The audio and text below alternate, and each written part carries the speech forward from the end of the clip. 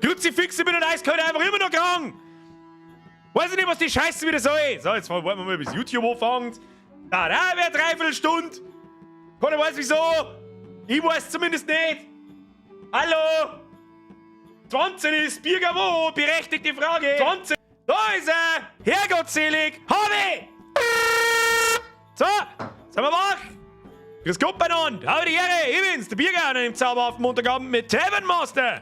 Wer ist schon da? Was ist denn da los? Wir sind da so komische Farben neben dem Chat. Was ist denn das wieder für Behinderung? Ich hab nichts geändert!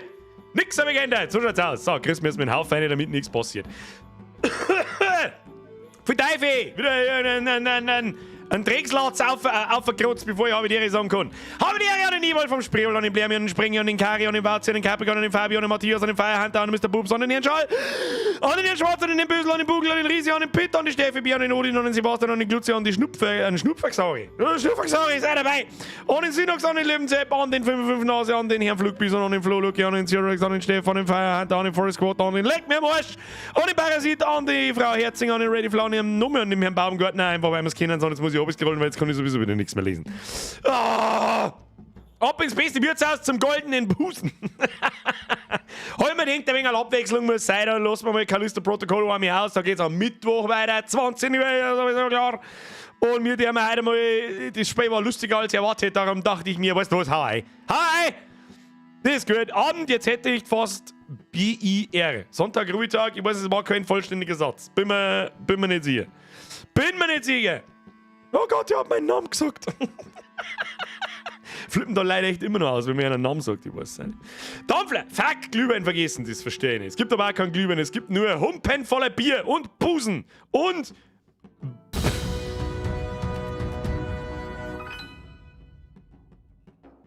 Wir Olle Boa Dog seid ihr gegrüßt AF an geilen Stream. Austrian Sepp, ich sag nichts mehr. Jetzt bin ich 2 Minuten da, Alter. 2 Minuten! Ich sag's trotzdem, hättest du heute 2 T-Shirts gekauft. Mittlerweile kann ich schon sagen, hättest du heute 6 T-Shirts gekauft. Hättest mehrere davon gehabt. Austrian, Küsschen auf das Nüsschen wie jedes Mal und habe die Ehre. Küsschen auf das, weil wir gerade dabei sind. Da, ich sag da wieder keiner was. René, Schluss mit Donations. Geht's in meinen Shop und kauft ein verdammtes T-Shirt, wenn es das noch für bis Weihnachten braucht. Da, nein, Jahresmerch ist da. Ich kann noch nicht jetzt sagen, weil der René davon ist. Fucking René! Abhauen, Löwenzepp, merci dir, Stefan, Servus, merci, das hab ich auch schon lange nicht mehr gelesen. Schnitzelbusschen! Flachwitz des Tages, was passiert, wenn man Cola mit Bier mischt? Mann, Cola, Bier, oh Gott im Himmel.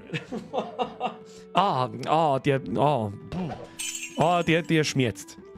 Schnitzelbär, der verursacht physische Schmerzen. Timmy, merci wieder, nein! Nein! Gehst du schon, kaufst du T-Shirt? Schöner Stream. Bussi vom Tristan aus Treifdan. Der scheiß Tristan aus Treifdan. Ich bin gespannt, wann der Tristan aus Treifdan endlich einmal kein Geld mehr hat. Geisi, merci dir. Timmy, merci dir. Ich hätte gerne kurz Weißbier und ein lecker Brot. Carsten, merci wieder ein Drilling. Dr. Panda wird gleich Mitglied. Das ist, hoffentlich habt ihr es nicht schon wieder kaputt gemacht, bevor es überhaupt anfangen. Natürlich ist kaputt, wer hätte das gedacht? Ab in den Chat, habe ich dir Dr. Panda 93 oder was weiß ich, weil sonst kriegst du Schlaganfall und von mir kriegst du die Private Tröte. Pass auf. Das war die gute! Die gute! Ihr habt gesagt schon, ein Resub, ich versteh's nicht, das ist alles für ein Arsch. In der Weihnachtspause werde ich mir mal anschauen, ob das ziemlich einfach woanders zu machen ist, weil ich flippe aus mit der Scheiße. Marvel Maniac, mir ist wieder ein Resub, 5.000 Mann. Grüß die Bürger, Pullibas gehört, das wollte ich hören. Pullibast Gurt Bierkrüge gibt's jetzt halt a Amicia als Bardame. Der Missia hat ja jetzt nichts mehr zu tun, da müssen es mir erstellen. Aber die hat kein Holz von da hinten, die verkauft ja nichts. Die verkauft ja nichts! Braten für Zölibat, da bin ich jetzt wieder gespannt, was für ein Bullshit drin steht. Was? Der Speisefisch ist sicher keine Roulade? Fragezeichen, Hashtag Zeppelin. Alles klar! Manchmal schon, besonders der Linke. Merci dir. Zirngibi, merci dir. Bims auch wieder da! Bims auch wieder, da Zeit ist 55 Nase, den Sprigger und fang den Sprigger. Und fahr jetzt so bitte! Ich fange in genau 6 Minuten, warte mal, es geht immer um 10 nach los. Ja, mittlerweile kommen wir auch richtig schön zwischen, dass um 10 nach erst nochmal so viele Leute kommen, wie eigentlich gerade schon da sind. Das ist immer das geil. Es hat sich einfach so eingebürgert, weißt du, was es ist. Der neue Merch ist genial, wurde schon viel bewundert. Hier im Proxy, das freut mich sehr. Übrigens, mein fettes Messer, alle, die dieses Ding genehmigt haben. Alles seit letzten Sonntag ist er online. Es ist übrigens, ihr beide die weiß-schwarze Version davon, gibt es bei mir im Shop, blablabla, blubeldi. Darum spart euch Donations, genehmigt euch so, habt was davon. Gibt T-Shirts und was weiß ich was ist. Austrian, ich habe mir ja schon 2 Level und 3 Pulli. Ja! 2 Level und 3 Pulli. Was soll ich da noch sagen dazu? Ich hoffe, sie daumen da. Merci dir. Bussi. Dickerin, Dere, bin befreit von meiner Schicht. Hashtag Tapper auf die Depf. Das ist recht. Weil heute gibt es so viel Tapper auf die Depf, es werden nur Humpen werden nur auf die Depf dran. Ja, verkaufst einfach 800% mehr. 800% Zusatzumsatz. Ruhetag, Sonntag, Sepp. Nein, das ist nicht der Ruhetag, das ist der Max.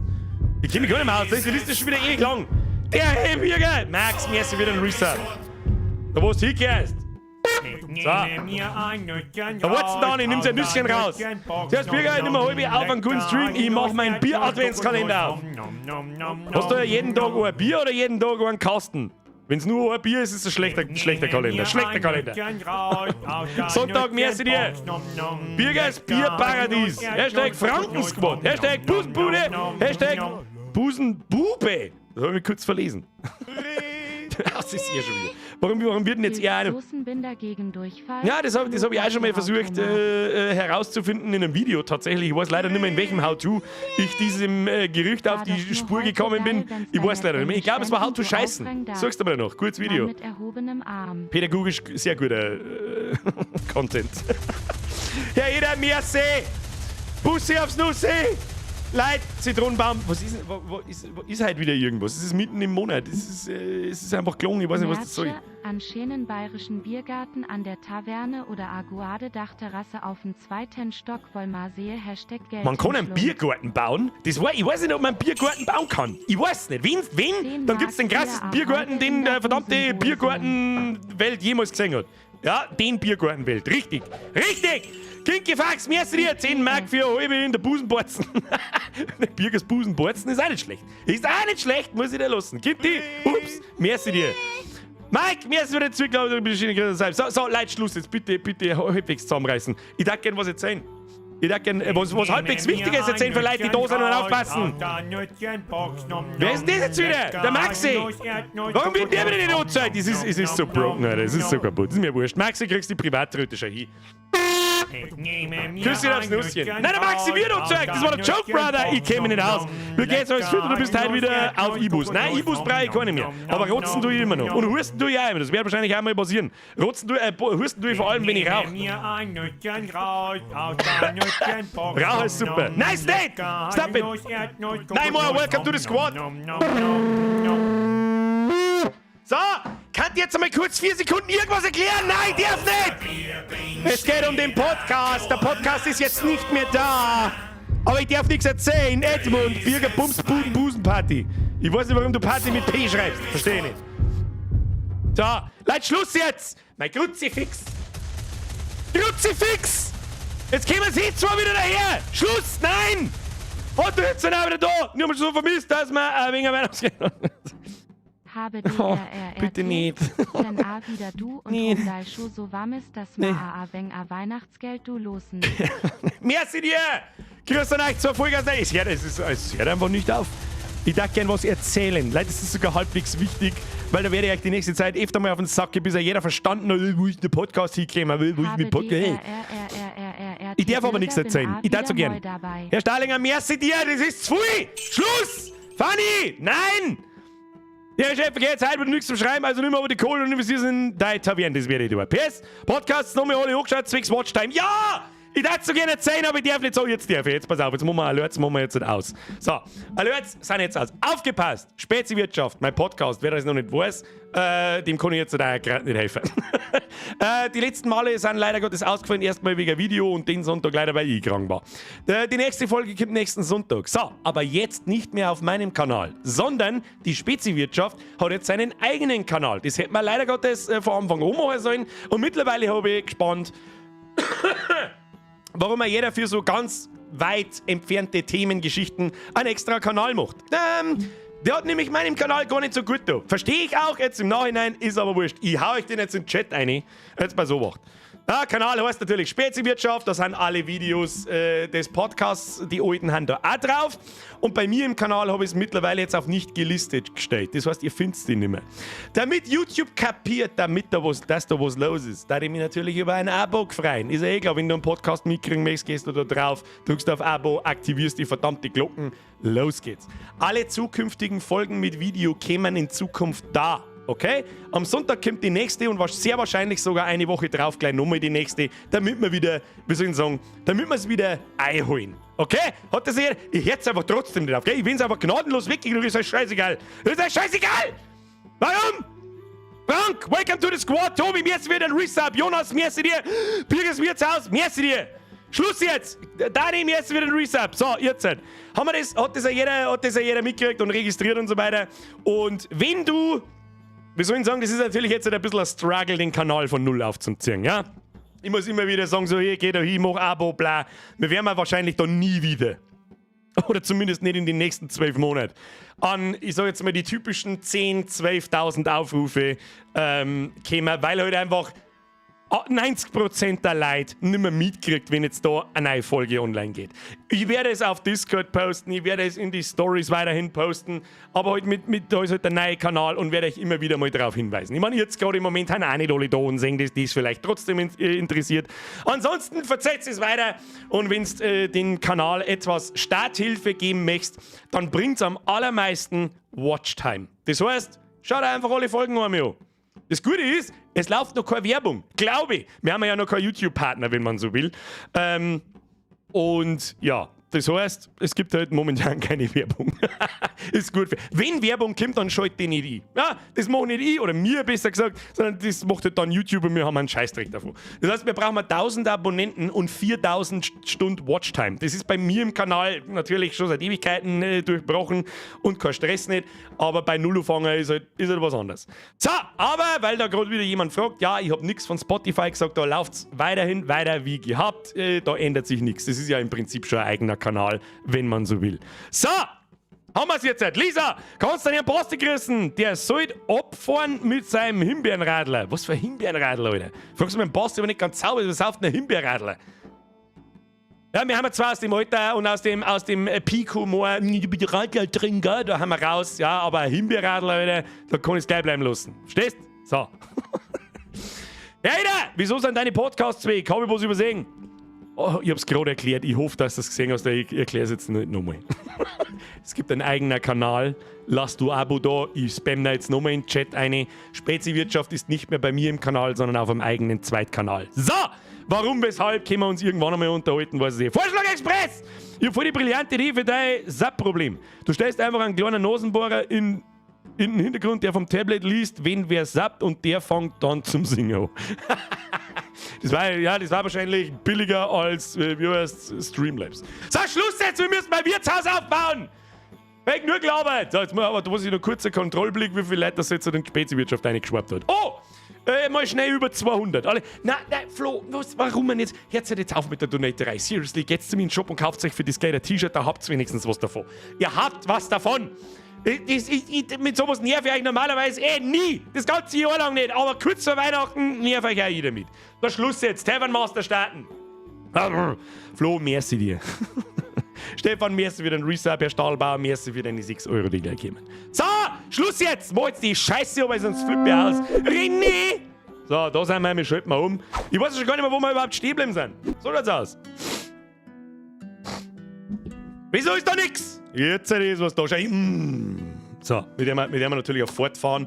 Und da werden wir erst einmal die Lage auschecken, wo wir überhaupt stehen bleiben sind. Mike, merci dir. Love zurück. So, da sind wir. Da sind wir. Wir haben stabil. Das ist auf alle Fälle alles, was ich weiß. So, da so werkelt man. Genau, ich weiß noch, wir haben da hinten ein paar so Pflanzerl und ein Löschgerät und die fetten Tisch aufgestellt und einen Kronleuchter haben wir aufgestellt. Da haben wir noch eine Band gehabt, das weiß ich auch noch. Was haben wir da hier unten? Donnerstag, Mittwoch, Dezember, keine Veranstaltung geplant. Ja, wir müssen Veranstaltungen planen, verstehe ich nicht. Na, Moment. Jetzt schauen wir erst einmal durch, was da los ist. Das sind so Aufgaben, dann kriegen wir irgendwelche tollen Sachen. Gut, die besitze 1 Teppiche. Ja, das kriegen wir hin. Was haben wir da? Menü. Apfelkuchen, das ist unser Essen. Wir verkaufen ja nicht bloß Bier, was wir eigentlich ja nur tun sollten, aber den Besuch von Idioten, den müssen wir natürlich ein leckeres Brot dazu verkaufen für 27 Gold. So ist recht, passt. Was haben wir da? Aha, das sind unsere Bedienungen in Etage 1. Dann haben wir, ich habe euch da danach benannt, das werden wir diesem da natürlich wieder. Wie wir das auslosen, weiß ich nicht. Schauen wir mal. Der Sprengi, die Troublina, das Schnitzelputzelchen, die Fariri, kann ich nicht aussprechen, egal. Der Flasch da, weiß ich nicht.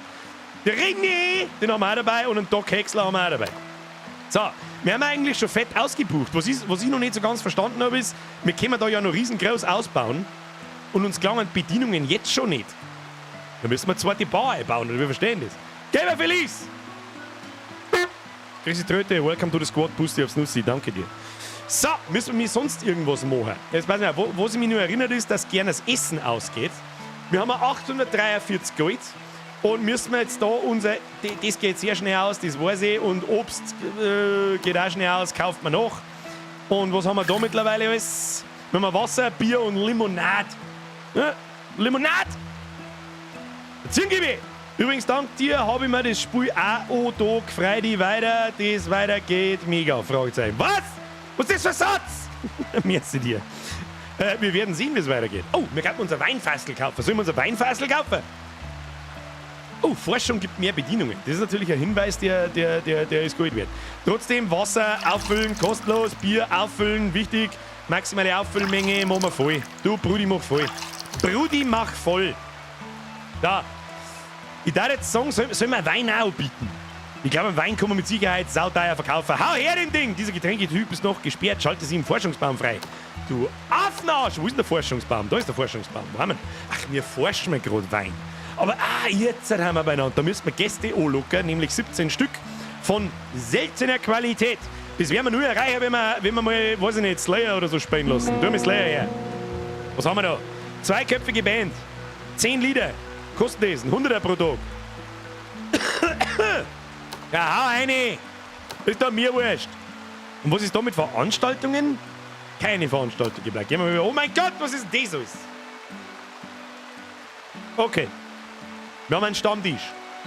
Der bringt 20 seltene Gäste. Wasser und Limonade für 4 Belohnungen, bla, irgendwas. Anforderung.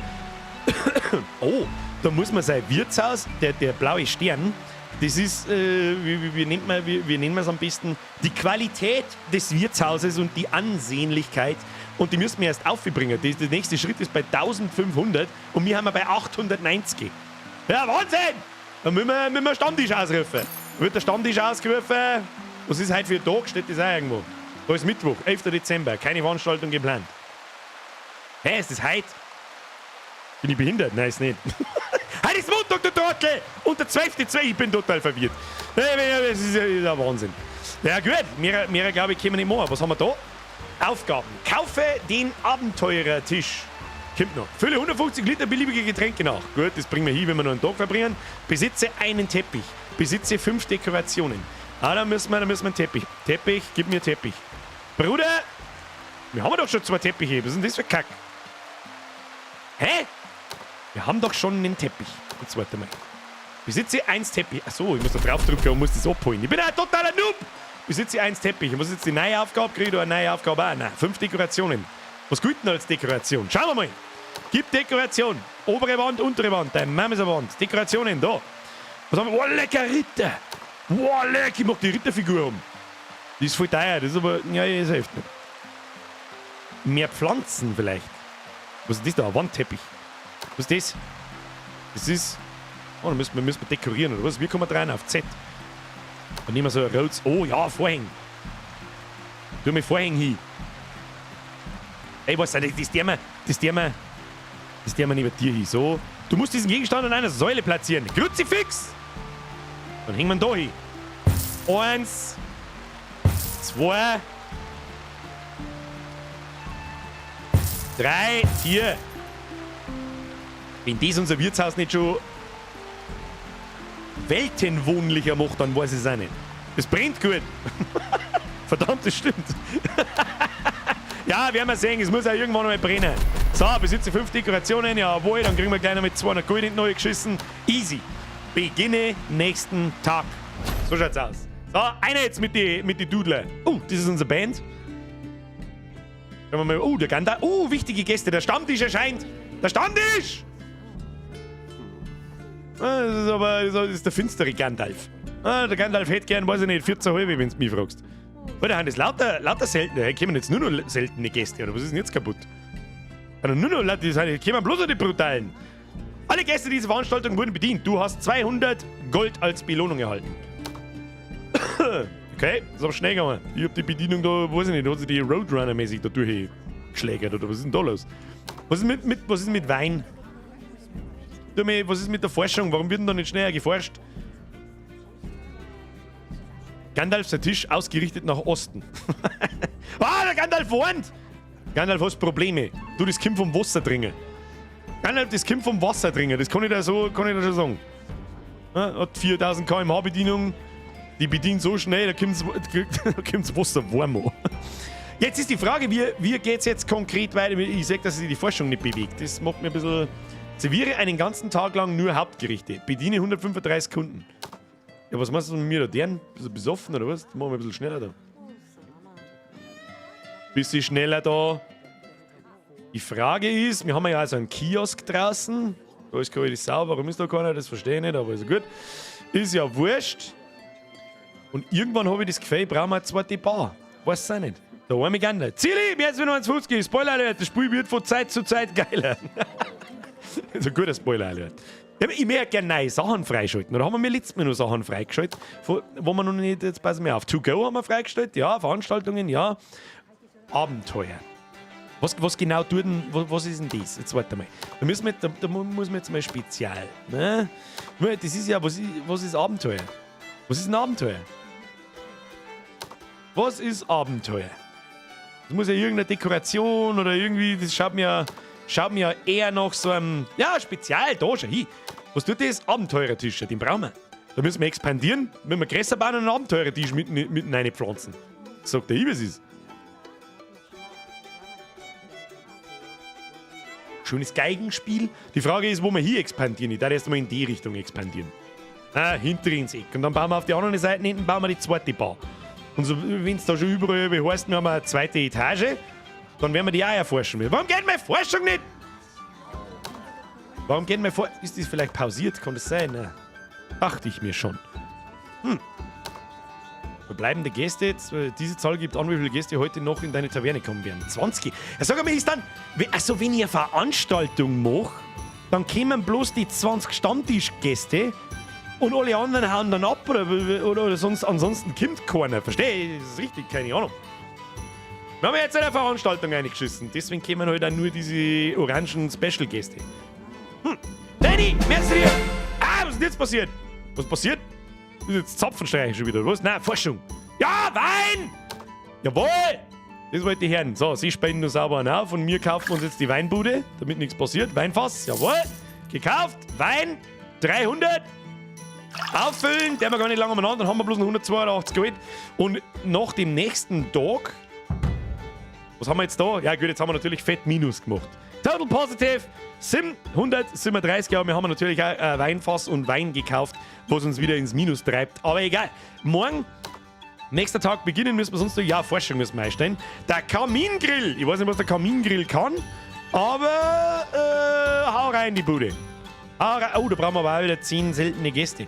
Können die eigentlich so auch kommen, wenn unser Prestige, also unser Ansehen da oben, das übrigens instant auf 1190 gestiegen ist und keiner weiß so recht warum. Ja, kommen dann... Birgers Busenbude! Und jetzt der? Das ist der Dieb. Klaut uns der jetzt unser Bierfassel, oder was? Du Wichser! Das ist das Wasserfassel, du Trottel, das hat da keiner gesagt. Das kannst du haben, das braucht keine Sau. Was muss ich mit... Sieht aus, als hätte ein Dieb gerade eines deiner Fässer gestohlen. Stell sicher, dass du einen Wächter anstellst, damit das nicht noch einmal passiert. Du Wichser! Was muss ich jetzt tun? Ich muss jetzt wieder... Jetzt hol mal... Der hat mein Weinfassel gestohlen, der Hurensohn! Du... Wächter wo? Ich brauch... Hurensohn! Nee! Raiden, deine Forschung geht in die Höhe, wenn deine Besucher das Wirtshaus verlassen. Solange im Wirtshaus sind, zählt's nicht, erst wenn's gehen. Das ist auch wieder eine Information, mit der man was anfangen kann. Jetzt hab ich mir, Alter, und ich Trottel, mach halt den verdammten Weinfassler noch ganz voll und nicht... Ach, du Wichser! So, anheuern! Anheuern! Ich brauche einen Wächter! Da, der Sterling, der Jack, der Isaac und der Joffrey. Was haben die alles so?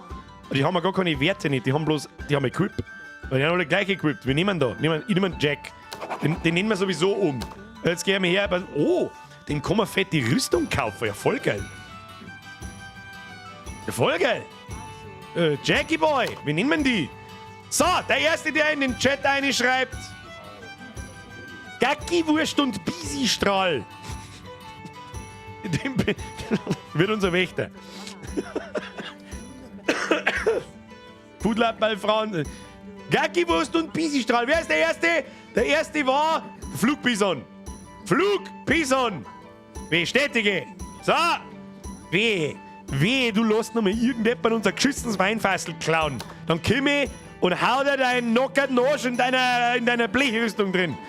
Du kriegst ein Blech unter Hosen. Die setzt dir dann auf. So, wo ist denn der Wächter? Tut der von selber wachen? Nochmal Play. Gäste pro Tag, 110. Das schaut doch ganz gut aus. Oh, da steht mittlerweile auch dabei, von wo wir das herkriegen. 15,8 von Fässern in Bar. 17,5 von Lebensmitteln. Wie schaut es denn eigentlich in der Lebensmittelbox aus? Lebensmittelbox. Schaut so, ja, ist schon noch genug da. Ist schon noch da. Einen Tag lang müssen wir nur Hauptgerichte servieren. Ist, glaube ich, eine von unseren Aufgaben. Was haben wir da? Oh, Fülle 150 Liter. Ja, haben wir. Beansprucht. Nice one. Kaufe den Abenteurertisch. Dann können wir uns nicht leisten, weil sie uns gerade einen Wein gestohlen haben, ihr Penner. Ihr Wichskinder. Was haben wir da wieder? Tobi! Grüß bitte, Froni. Froni, du, der Tobi, glaube ich, möchte mal... du weißt schon, was ich meine. Merci dir. Wer hat denn da ein Sixpack stehen lassen? Ja, das mag ich aber auch offen. So, schau mal, ein kurzer Kontrollblick. Da hinten wird jemand nicht bedient, die ist schon total fertig. Ja, schau hier, hat schon gekriegt, passt. So, da haben aber einige, die nicht bedient werden. Was ist denn mit unseren Bedienungen? Wir brauchen mehr Bedienungen. So ist was ich weiß. Wie geht's abfahren? Du sollst dich sputen, man möge mich fluten. Der Katzbrocken ist auch da. Hey, les mir an die Nachricht, du Foodlab bei Franz. Was für... Wo? Na da, servus, ich hab dir auf dem Teppich, was? Mein Herz hat jetzt mit der Donnerei auf, Alter, ich komm nicht mehr mit dem Lesen, was ist mit dem? Ich hab dir auf den Teppich geschissen, falls nichts ausmacht. Du, das macht nichts aus, der Katzbrocken, der darf das. Katzbrocken hat Narrenfreiheit, merci dir. Meininger, hast du das billige Wachs und Öl für deine Beleuchtung? Wenn ja, kann es sein, dass dir die Bude abfackelt. Ich hab einen Feuerlöscher, das passt schon. Was haben wir da? Schlechtes Wachsenöl. Machen wir ein sehr gutes Wachsenöl. Machen wir sehr gutes Wachsenöl. Okay, das ist ein guter Tipp, den nehme ich mir zuerst. Ich habe auch keinen Bock, dass mein Wirtshaus abbrennt. So, Geld haben wir 900. Schaut gut aus, der Tag ist aber gleich vorbei. Wie lange geht denn der Tag eigentlich? Bis 10 Uhr, glaube ich. Gell? Kann man die Sperrstunde vielleicht ein wenig verlängern? Weiß auch nicht. Was haben wir da? Hauptgänge. Alle. Nachspeisen. Nachspeisen müssen wir eigentlich einmal. Levelaufstieg vom Brot. Lecker Brot! Bier, Brot und Busen. Das ist unser... Warum wird denn er nicht bedient da? Warum wird der Mönch Manfred nicht bedient? Jetzt geht der grantige Arschlöcher. Hätte mir nur Geld von denen kommen. Aber nein, kauft mir erst einmal ein Fassel Wein. So, und auffüllen der wir es auch. Zack. Wasser, auffüllen, Bier, auffüllen, Lemonade, auffüllen. Ich meine, müssen wir sowieso auffüllen. Und dann fahren wir instant den neuen Togo, weil das Sonne ist total kalt. Wo ist denn eigentlich unser Wachposten? Wo ist denn der? Wo genau? Wo? Ja, im Ernst jetzt. Wo genau? Wo ist der? Ich kann ihn nicht... Oh, der Barkeeper ist traurig. Warum ist der Barkeeper traurig? Das ist natürlich nichts. Pause.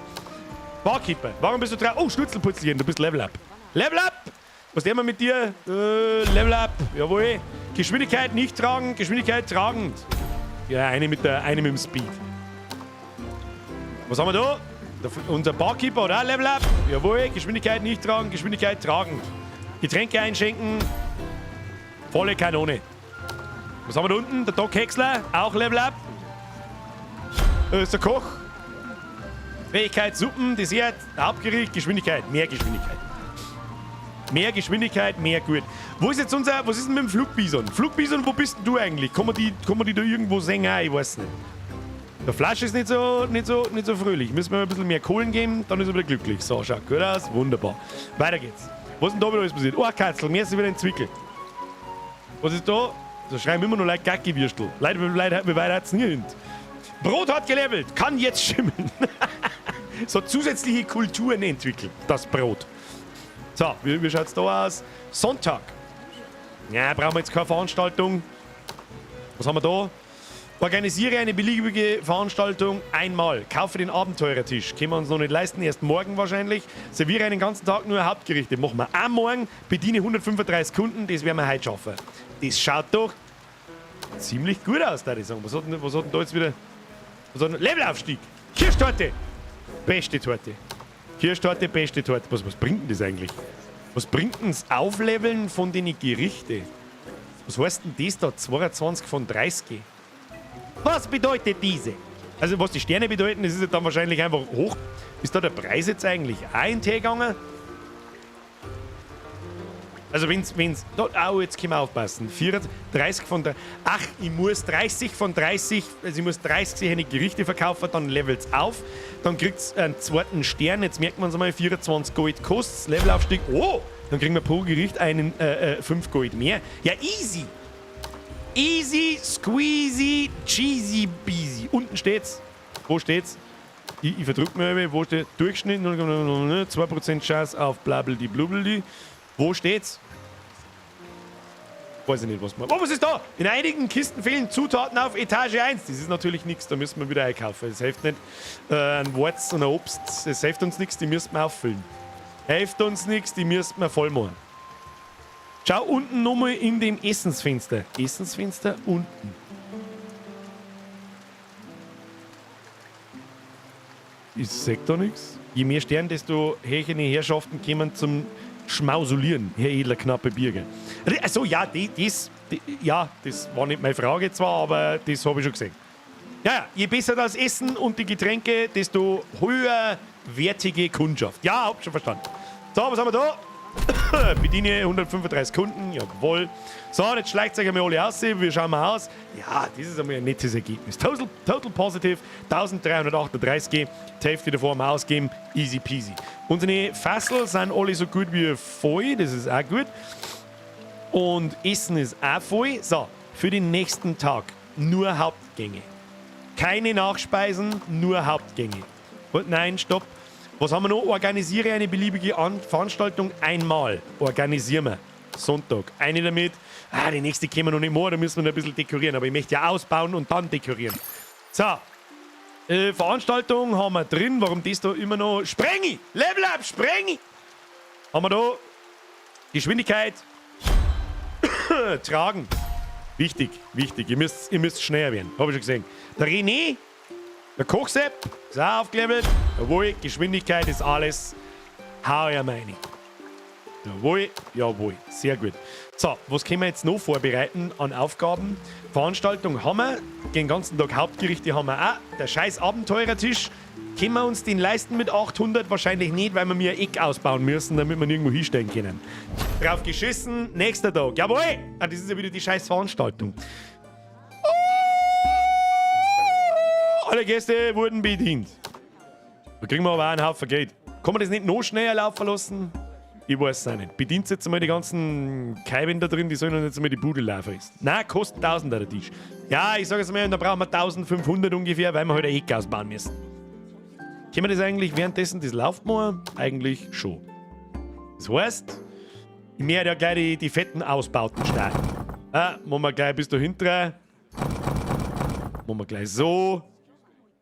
Ja, was kostet die Welt? Was kostet Welt? Was haben wir da? Bodentextur. Da haben wir über das Holz, meine ich.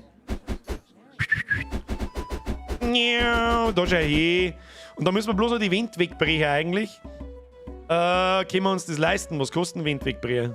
Das kostet 15. 1, 2, 3, 4 und die Sachen dahinter ist Schirm. Das ist ja, oder? Das ist ja Wahnsinn. Das können wir gleich erledigen. Das Ding ist aber, wir müssen die Sachen, wir kommen die Sachen da. Kann man die nicht. Müssen wir zuerst, das lassen wir vielleicht auch ein bisschen weiter da stehen. Was ist da mit ihrer Wandtextur? Gehört das so? Weiß ich nicht. Pass auf. Bauen, obere Wand einreißen. Machen wir jetzt einfach so. So, und schon können wir so weiterlaufen lassen. So schnell ist expandiert, Alter. Hängen erst mal einen Teppich um. War das ein Wandteppich oder war das eine Wandtextur? Müssen wir nochmal schnell schauen. Obere Wand. Was für obere Wand, Alter? Untere Wand. Da können wir wieder eine Textur reinhauen. Da schau hin. Machen wir so. Und machen wir so. Das ist ja bloß. Das glaube ich dient nicht dazu, das aufzuwerten.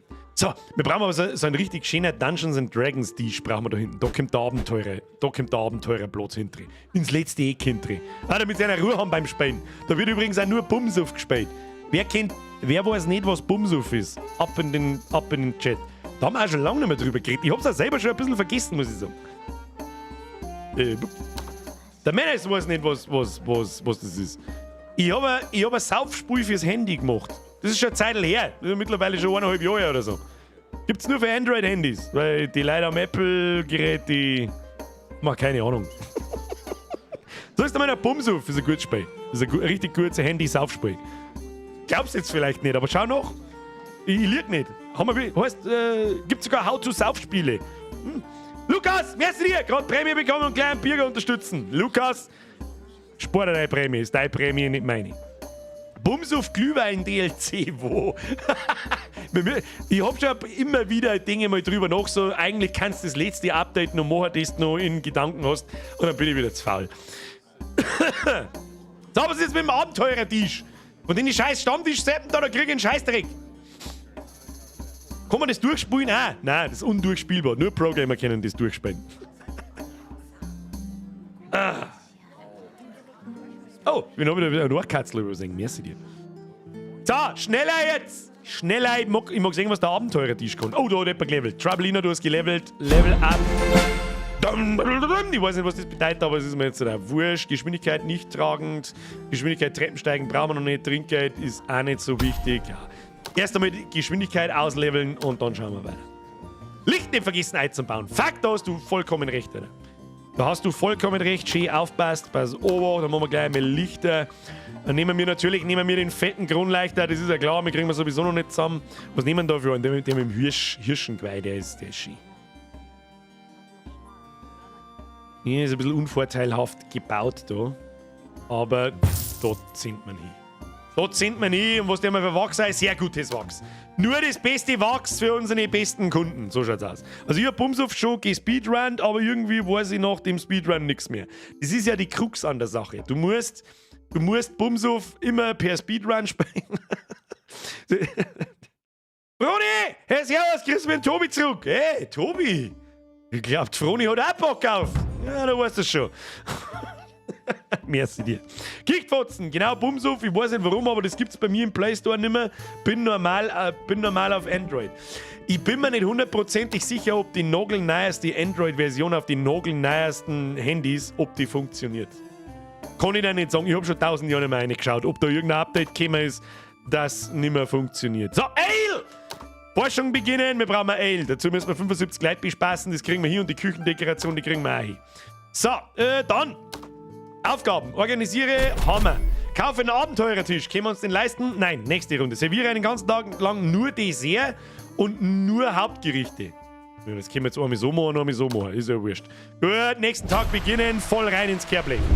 Einer mit den Leuten draußen duscht da erinnern im Bürgers Busenbude. Entschuldigung. Oh, und was noch dazu zum Sagen ist natürlich, das Spiel ist aber 18. Wenn du keinen Google-Account hast, wo du 18 oder älter bist, dann sechst du das Spiel, glaube ich nicht. Cyberfox, meine Frau und ich sind jetzt erst heimgekommen und vermutlich nicht mitbekommen, aber wie geht's dir? Cyberfox, danke der Nachfrage. Ich bin immer noch ein bisschen krank, hört man vielleicht auch ein wenig rotzen ein bisschen und husten ein bisschen, aber es ist so gut wie vorbei. Oder ist es wieder laut? Das stimmt, gell? Ist mir auch gerade aufgefallen. Gerade im Moment ist es mir aufgefallen. So, wir schauen mal aus. Wir brauchen mehr Monados. Kann man das nicht leiser machen? Einstellungen, Schwierigkeitsgrad, Audio, Musik, Lautstärke.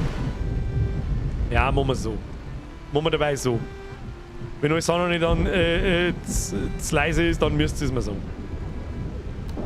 Können wir mir den Kronleuchter mal anders platzieren? Der gefällt mir da, wo er ist, überhaupt nicht. Alter, was ist? Der gehört weiter da, ja. Ja, sehr schön.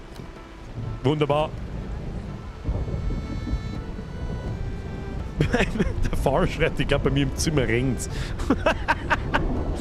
Herr Hauptmann! Merci für den Restart. Küsschen auf das Nüsschen. Was haben wir da?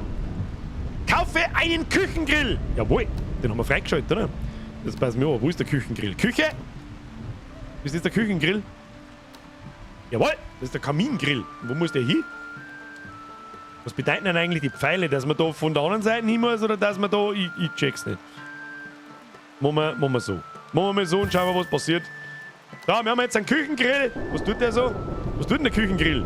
Brot grillen. Verstehe ich nicht. Verstehe ich nicht. Aber so schaut doch das schon ganz stabil aus. Jetzt, ich möchte jetzt den verdammten Abenteurertisch haben. Was genau passiert jetzt an dem Grill? Boah, leck. Das ist sicher nicht... Oh, die verändern sogar... Oh, die verändern sogar die Farbe. Fischi. Fischi. Haben wir mir eigentlich schon... Was ist denn das? Hühnchen. Eine Hühnchenschüssel. Und gebratener Fisch. Ich hab doch das alles ausgeschaltet, oder nicht? Alle... Nein, nur Hauptspeisen. Es gibt nur Oh, das ist natürlich schon fein. Das ist schon fein. Ja, hast mehr Angebot, mehr Monedos auf die Schnelle. Herr Karl! Alter, bei Bumshof habe ich mal so einen Dampf gehabt, dass ich nicht mehr gewusst habe, wie gekostet habe. Schöne Grüße aus Österreich. Ich kriege bis heute immer noch regelmäßig, es gibt zwei so Aufgaben, da wo man mich auf Instagram macht so ein Foto beim Bringen und mich markiert. Kriege ich pro Woche mindestens immer noch 2 bis 5 Stück.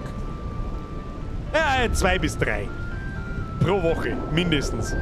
Da sehe ich das Spiel halt echt immer noch leid und ich finde es sau lustig. So, irgendwie gingen unsere Einnahmen nicht nach oben. Ich verstehe nicht warum. Verstehe ich nicht. Kaufe einen Küchengrill, Hammer, serviere den ganzen Tag. Oh, neues Rezept. Was ist das? Käse! Jetzt gibt's ein Käsebrot! So, morgen servieren wir nur Desserts. So schaut's aus. Nein, keine Veranstaltung, Menü, keine, alle Nachspeisen. Jawohl. So, dann füllen wir den Spusi-Scheiß da, den füllen wir wieder auf. Wir schauen uns an die Fassel aus. Alter, sag mal, die Leute saufen bloß Wasser und Limo. Was ist denn mit denen? Kinder, das seid sauer Vollsteuerin.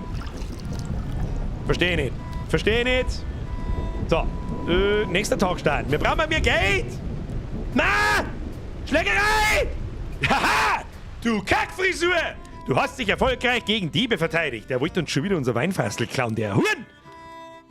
Aber der Flugbison hat ihn in die Flucht geschlagen. Press F für den Flugbison. Ab in den Chat. Wenn ihr mitmacht, der fliegt raus!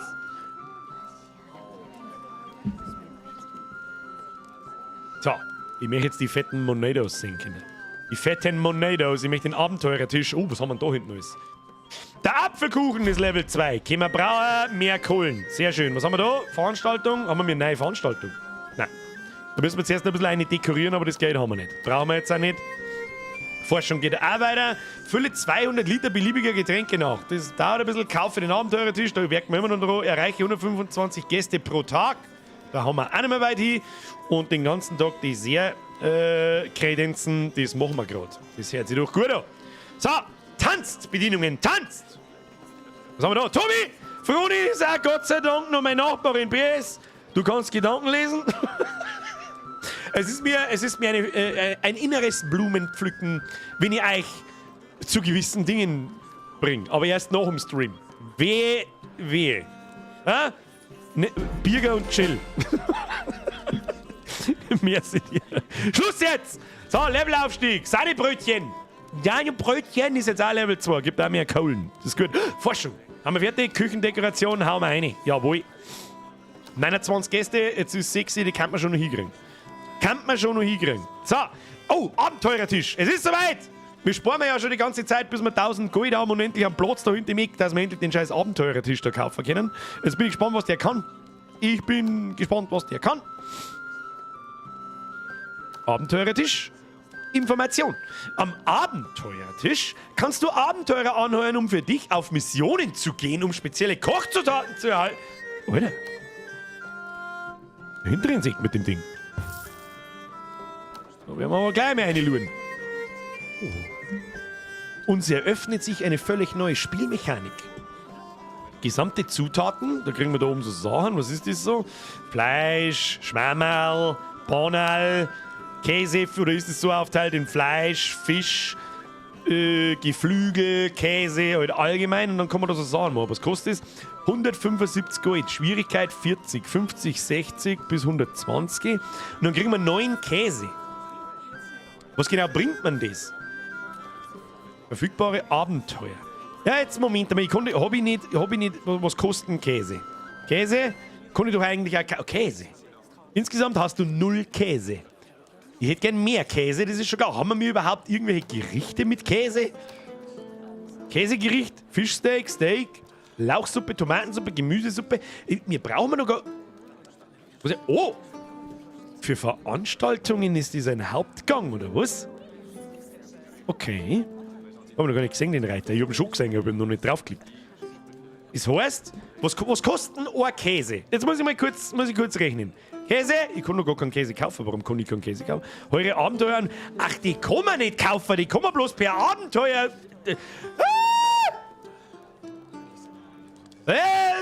Okay. Die kriegt man bloß über diesen Abenteurer-Ding. Ja, verstehe. Okay. Achtung, Wagen beschützen, Käse. Es sind keine Abenteuer für dieses Abenteuer verfügbar. Mehr dazu morgen früh. Wie mehr dazu morgen früh? Ein fette Mann morgen früh. Kann ich jetzt da Abenteurer engagieren? Nein.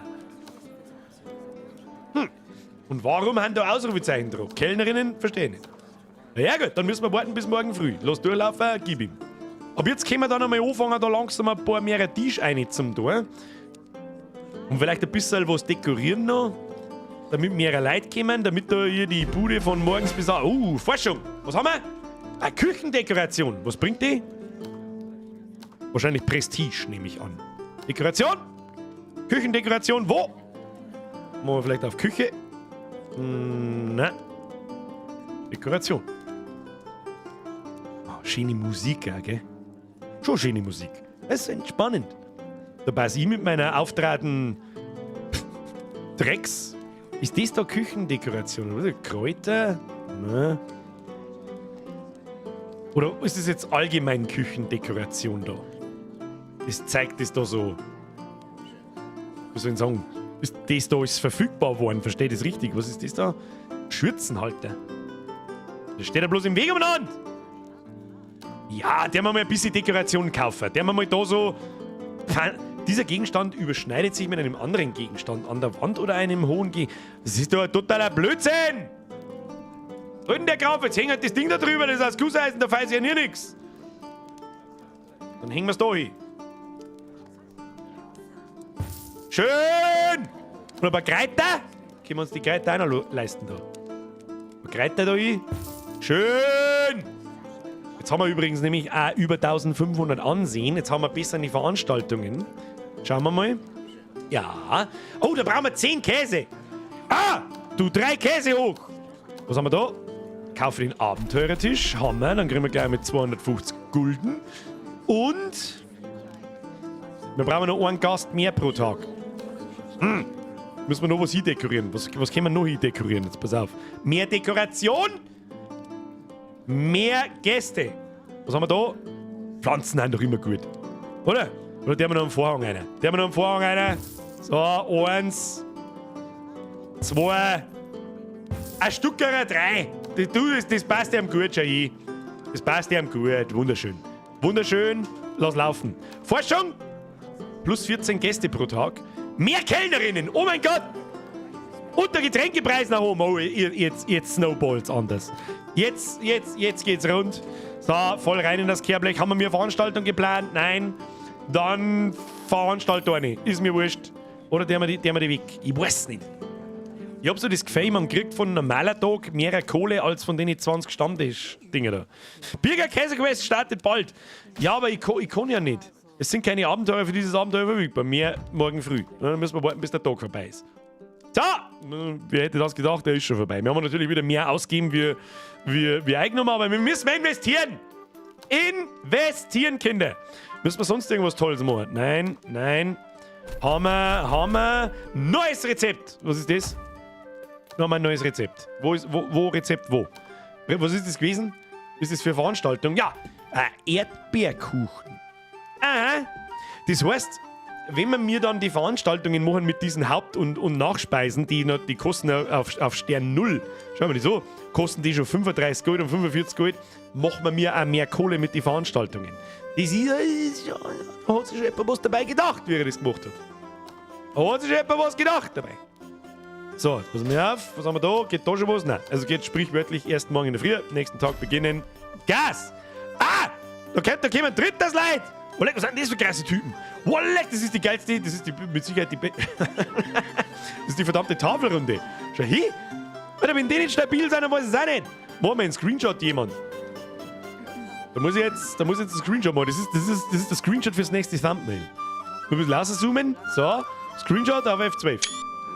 Habt ihr das gesehen? Oder gehört? Ich weiß nicht. Ist mir wurscht. So, was kann ich da jetzt machen?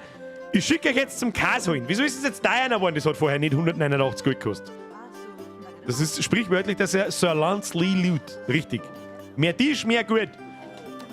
Oh! Erfolgschance. Okay, wir haben eine Schwierigkeit 40. Keine Abenteurer ausgewählt. Das heißt jetzt...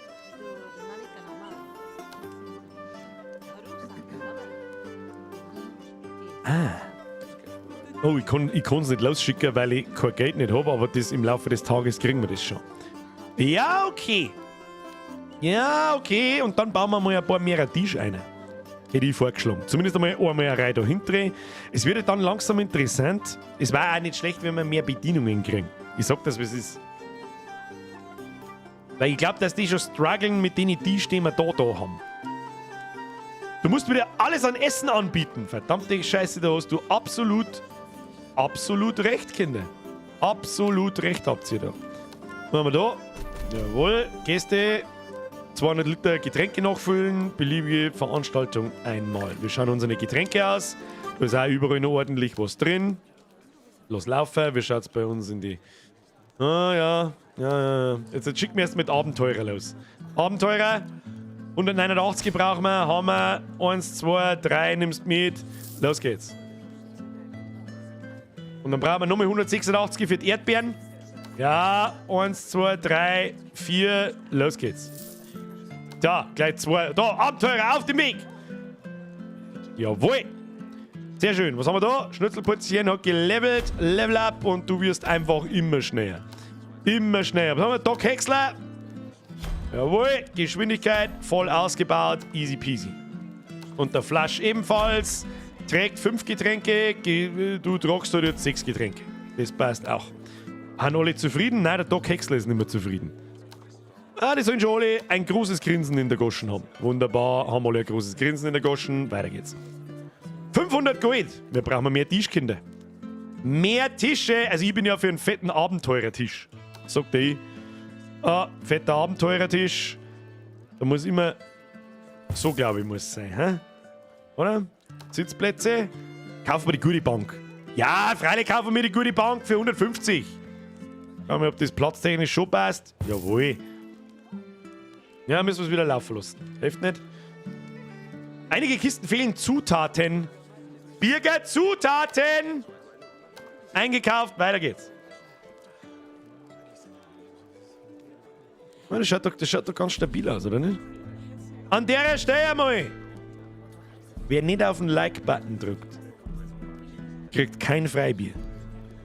Keine Busen, kein Butter, kein Borscht und kein Busen hauptsächlich. Weder den ersten noch den zweiten. Okay? So. Und natürlich selbstverständlich auch kein Brot! Lebensmittel. Kauft man da ein wenig mal. Ja, kauf voll, weil es wurscht ist. Kauf ein. Und dann brauchen wir mal 450 Gold brauchen wir für Bänke. Die ersten haben schon gesessen an unserer kleinen Bank. Wir haben wieder mehr Geld ausgepfeffert als verärgerte Kunden. 0, das ist gut, das wollte ich haben. Nächsten Tag beginnen. Keine Busen, ne? Busen sind aus. Wer nicht liked, kriegt keine Busen. Ganz einfache Geschichte, das ist eine ganz einfache Formel. Die versteht jeder Sonderschüler. Keine Likes, keine Busen. Ausgeschmerzt. Senkt die Löhne. Mag ich nicht. Wir haben da nicht bei den Hottentoten. Da, der René. Ich mag alle auf ganz zufrieden. Das können wir uns gerade noch leisten. Na, dein Wirtshaus ist nichts ohne gescheite Bedienungen. Und ohne gescheiten Koch und ohne gescheiten überhaupt. Was haben wir da? Kauf ein neues Fass. Oh, wir können Ale kaufen. Können wir Ale eigentlich schon kaufen? Ja, tatsächlich. Soll ja mal das nächste sein. Kommen einfach mehrere Gäste. Was kostet das Ale-Fass? 500! Boah, leck Milch, Apfelwein und Met! Ah, das wird immer besser. Es wird immer besser. Sag das, was es ist. Robert Bauer schreibt, hab gleich Busen wo? Das ist das Prinzip eines Schneeballsystems. Du musst ganz fest dran glauben. Du hast einfach nicht genug geglaubt. Was ist denn jetzt ausgegangen? Was ist denn? Einige Kisten fehlen Zutaten auf Etage 1. Wo daten denn dort Zutaten fein? Ein Realito. Fleisch! Oh, leck, Fleisch ist teuer. Ich hätte gern so ein kleines Chinesenkind, das automatisch macht und nicht über den Scheiß da.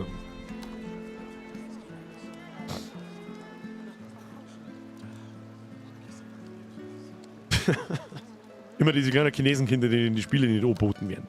Verstehe ich nicht. So, mehr Sitzbänke, mehr gut für uns. Gibt da gleichzeitig mehr Prestige. Prestige.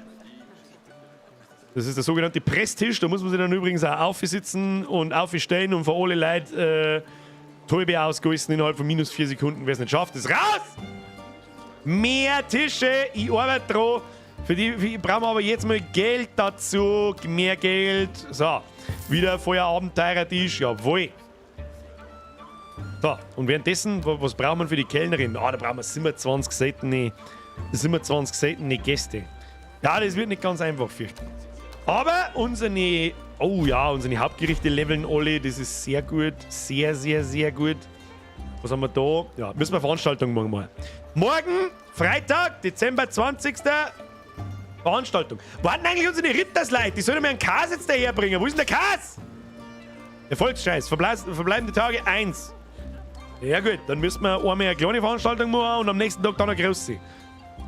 Kann ich euch nochmal schicken? Tatsächlich kann ich die Nummer gehen wir uns mit 95% Erfolgsscheiß zufrieden? 98? Ja, schick's weg. So, mehr Erdbeeren. Weg mit dem Schund. Müssen wir investieren. Kinder, wir müssen investieren. Was haben wir da? Levelaufstieg. Jawohl, das machen wir zacki zacki. Mittlerweile, ihr habt mein Konzept dahinter mit Sicherheit schon verstanden. Es wird gelevelt, mehr Geschwindigkeit, mehr gut. So, Tag ist beendet. Wir bauen noch einen Tisch ein. Nein, keine Wand, einen Tisch, habe ich gesagt. Sitzplatz. Schöner Tisch. Ja, jetzt brauchen wir nicht mehr mit den abgefuckten Kacktisch anfangen. Machen wir so. Ui. Sitzplatz. Wie wir das da überhaupt hinbauen? Ich kann mir wieder nichts hinbauen, weil der Feuerlöscher im Weg steht. Dann machen wir so und den. Wo der man den hin? Ich weiß ja auch nicht. Wo ist denn die Wahrscheinlichkeit am höchsten, dass es brennt? Haben wir jetzt nach außen gebaut oder was? Stell dir vor, du installierst einen Feuerlöscher für drin, einfach draußen hinterm Wirtshaus, damit nichts passiert. Was ist denn das? Was sagt denn der Pfeil? Um aufwerten zu können, musst du weitere Forschungen. Ach so. Ach, das ist der Aufwerten-Button. Ja, gut, ich verstehe schon. Ich verstehe. So. Jetzt wird noch schnell angeräumt und am nächsten Tag beginnen und krass. Also, heute werden die Meter gemacht, das ist ein Wahnsinn. Aber wir haben ja ständig irgendwas anderes. Jetzt habe ich keine Veranstaltung ein, ich Volldepp. Ja, erste kleine. Oder können wir gleich die große auch mal? Lass mich schauen. Nein, wo? Wo? 10 Käse, wo? Was ist mit denen? Abgeschlossen. Du hast 10 Käse erhalten. Jawohl. Und 13 Erdbeeren. Ja, dann schicke ich euch halt einfach heute gleich nochmal fort. Hier geht noch ein T-Shop. Ja, das stimmt. Kann ich mir aber gerade nicht leisten. Den kann ich mir gerade nicht leisten. Da müssen erst ein paar besoffene Hanseln kommen und müssen erst ein paar halbe schwaren. Wie schaut's mit Pinkelpause? Was für Pinkelpause, Alter? Pro-Gamer haben gar keine Hosen und so und ein T-Shirt. Ich verstehe die Frage nicht. Ich verstehe die Frage nicht. Was haben wir da? Veranstaltung. Ich kann mir eigentlich gleich mal reinplanen. Was kostet es? Belohnung 300, Wein für $7. $7. Rezept, haben wir alles. Ja, hier, Weinverkostung. Rein damit. Bei unserem Glück kommt noch der Dieb wieder und klaut uns das Weinfassel, der Huren. Wow, eine Ale-Fassel kauft man uns jetzt einmal. Also, Ziel für den heutigen Tag. eine Bank da hinten, damit der Tisch komplett ist. Und da hinten haben schon alle rot, das merkt man richtig. Wir brauchen mehr Bedienungen. Die müssen jetzt da mal fertig werden. Und die kriegen wir halt nur, wenn wir so eine Veranstaltung machen. 25 brauchen wir noch. Die kriegen wir so auch, aber halt weit seltener. Da ist jetzt zum Beispiel kein einziger spezieller Gast herin. Ich glaube, die Chance, was steht da unten? Ja, eine 2%ige Chance auf einen seltenen Gast und 1% auf einen goldenen Gast und 0% auf einen königlichen. Wein, oh, Wein und Bier, für das darf nicht ausgehen. Kinder, das darf nicht ausgehen. Mach mal voll. Mach voll. Da dürfen wir gar nicht lange an, wir brauchen es sowieso. Wasser kostet nichts, Lemonade passt. Schaut gut aus. So, dann können wir uns da hinten die Bank kaufen. Sitzplätze ist übrigens schon eine sehr edle Bank, ja, das wir immer dazu gesagt haben. Und schon haben wir einen Sitzplatz mehr, weil die haben eh alle voll. Also es sind wirklich fast alle Bänke sind komplett randvoll. Wie hoffentlich unsere Gäste auch. Herr Manninger, mir ist wieder Zwickel. Busen-Events. Ich suche ja eh schon die ganze Zeit nach die Busen-Events, aber irgendwie... Weiß ich nicht. Wo ist Mod-Support für das Spiel? Ich möchte verdammt nochmal eine Nacktbar aufmachen. So schaut's aus. So, haben wir ein Event geplant für morgen? Jawohl. Wie viele Gäste kommen da? 30. Und dürfen wir mehr Bedienungen haben. Das ist sehr gut. Das ist sehr gut. So, und euch Zigeuner kann ich eigentlich gleich nochmal auf irgendein so Ding schicken. So. Damit wir immer genug Scheißdreck da haben. 80% ist niedrig. Ich hab schon gesehen, der hat sich nicht runter. Erfolgschance 80% ist fast zu niedrig. Aber da werden wir schon nicht pleite gehen. So, 1887 plus, minus 1455 minus. Ist passt gut gegangen. So, Bedienungen, schön zusammenwischen, morgen ist Veranstaltung. Was haben wir das? Weber, merci dir! Schau mal ins Menü und druck auf die Menschgeil ganz unten rechts. Was? Menü?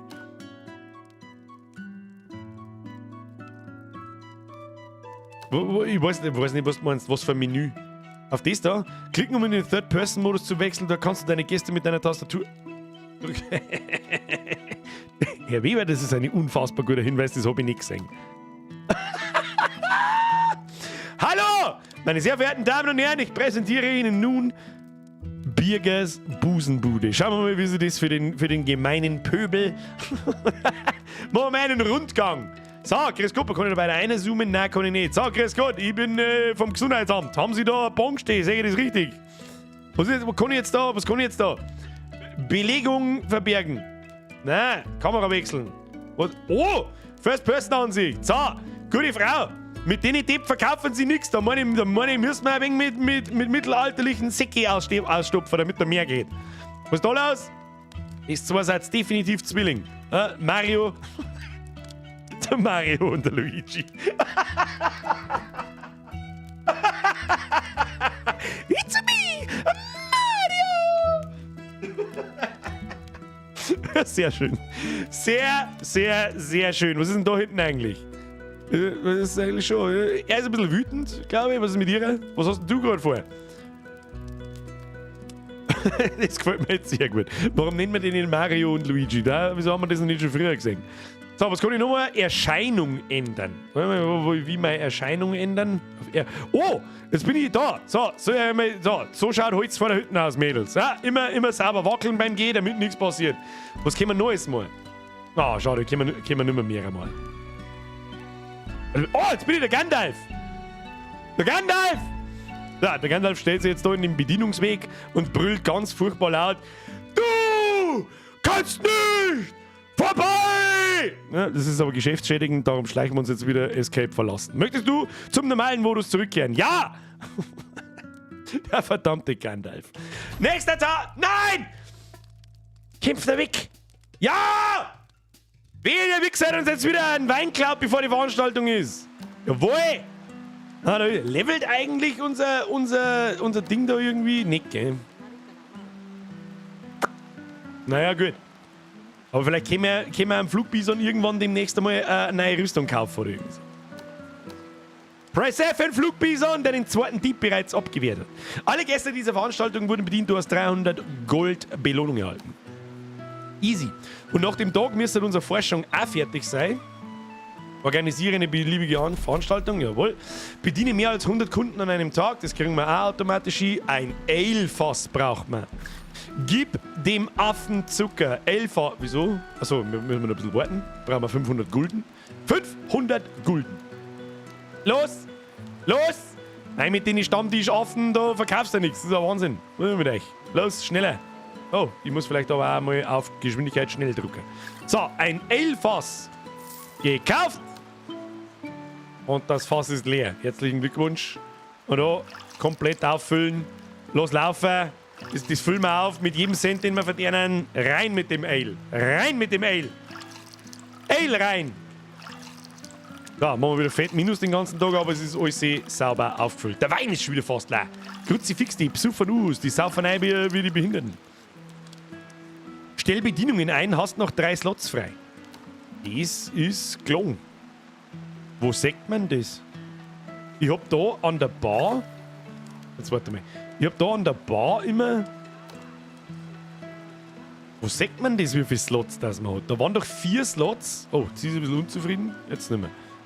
Flash ist ein bisschen unzufrieden mit seiner Bezahlung. Das ist wie nicht. Ja. Oh, der Doc Häcksler ist total enttäuscht. Müssen wir ein bisschen fröhlicher machen, das hilft nicht. So, schaut gut aus. Im Baumenü. So vielleicht. Tatsächlich ist da noch ein Slot.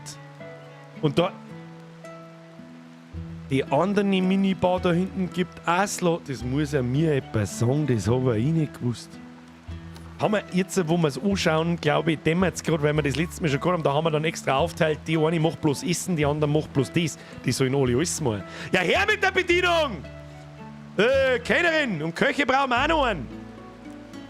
Wie nehmen da? Es ist im Prinzip scheißegal, weil du es sowieso selber leveln kannst. Der schaut doch gut aus. Lohn 33, alte 2 Bonus für jede servierte Suppe. Die Geschwindigkeit verringert sich nicht, wenn du etwas trägst. Alte 2 für jede servierte Suppe. Nimm einen Kiran. So, der erste Koch. Der wird umbenannt. Das ist sowieso klar. Der heißt nicht Kiran, sondern der heißt der erste, der 4 Ausrufezeichen in den Chat einballert. Der wird's. Wer ist der erste gewesen? Ich sehe schon. Ah, ich kann es nicht lesen. Melodia! Melodia. Bestätigen. So. Jetzt kommen aber gleich nochmal ein paar. Anheuern. Kellnerin. Da haben wir Maria und Marione. Wieso gibt es eigentlich keine? Das finde ich nicht gut. Es gibt keine männlichen Bedienungen. Das ist nicht sehr diversity-gerecht. Ja? Das ist nicht sehr woke, dieses Spiel. Kann 8 Getränke gleichzeitig tragen. Du bist eingestellt. So, wer war jetzt das? Maria. Maria! Der Erste, der 2 Ad-Zeichen in den Chat einschreibt. Das wird die neue Bedienung.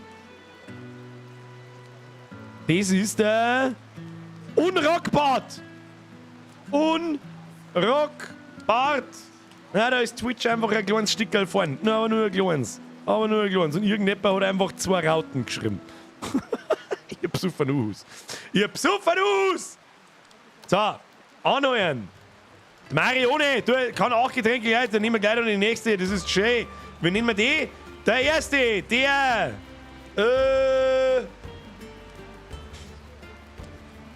Tittenkasperl. Schreibt.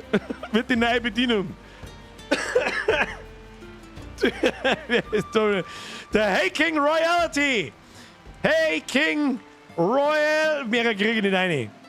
Du weißt, dass du gemeint bist. Das passt. So, dann haben wir wieder ein paar Leute, die umeinander leveln können wie die Behinderten.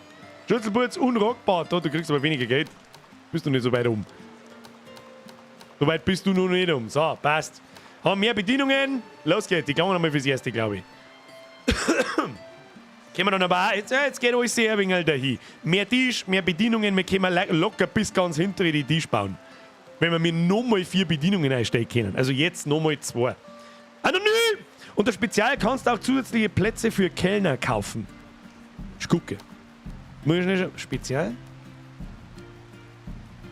Das habe ich noch nicht. Das muss ich erst erforschen, oder?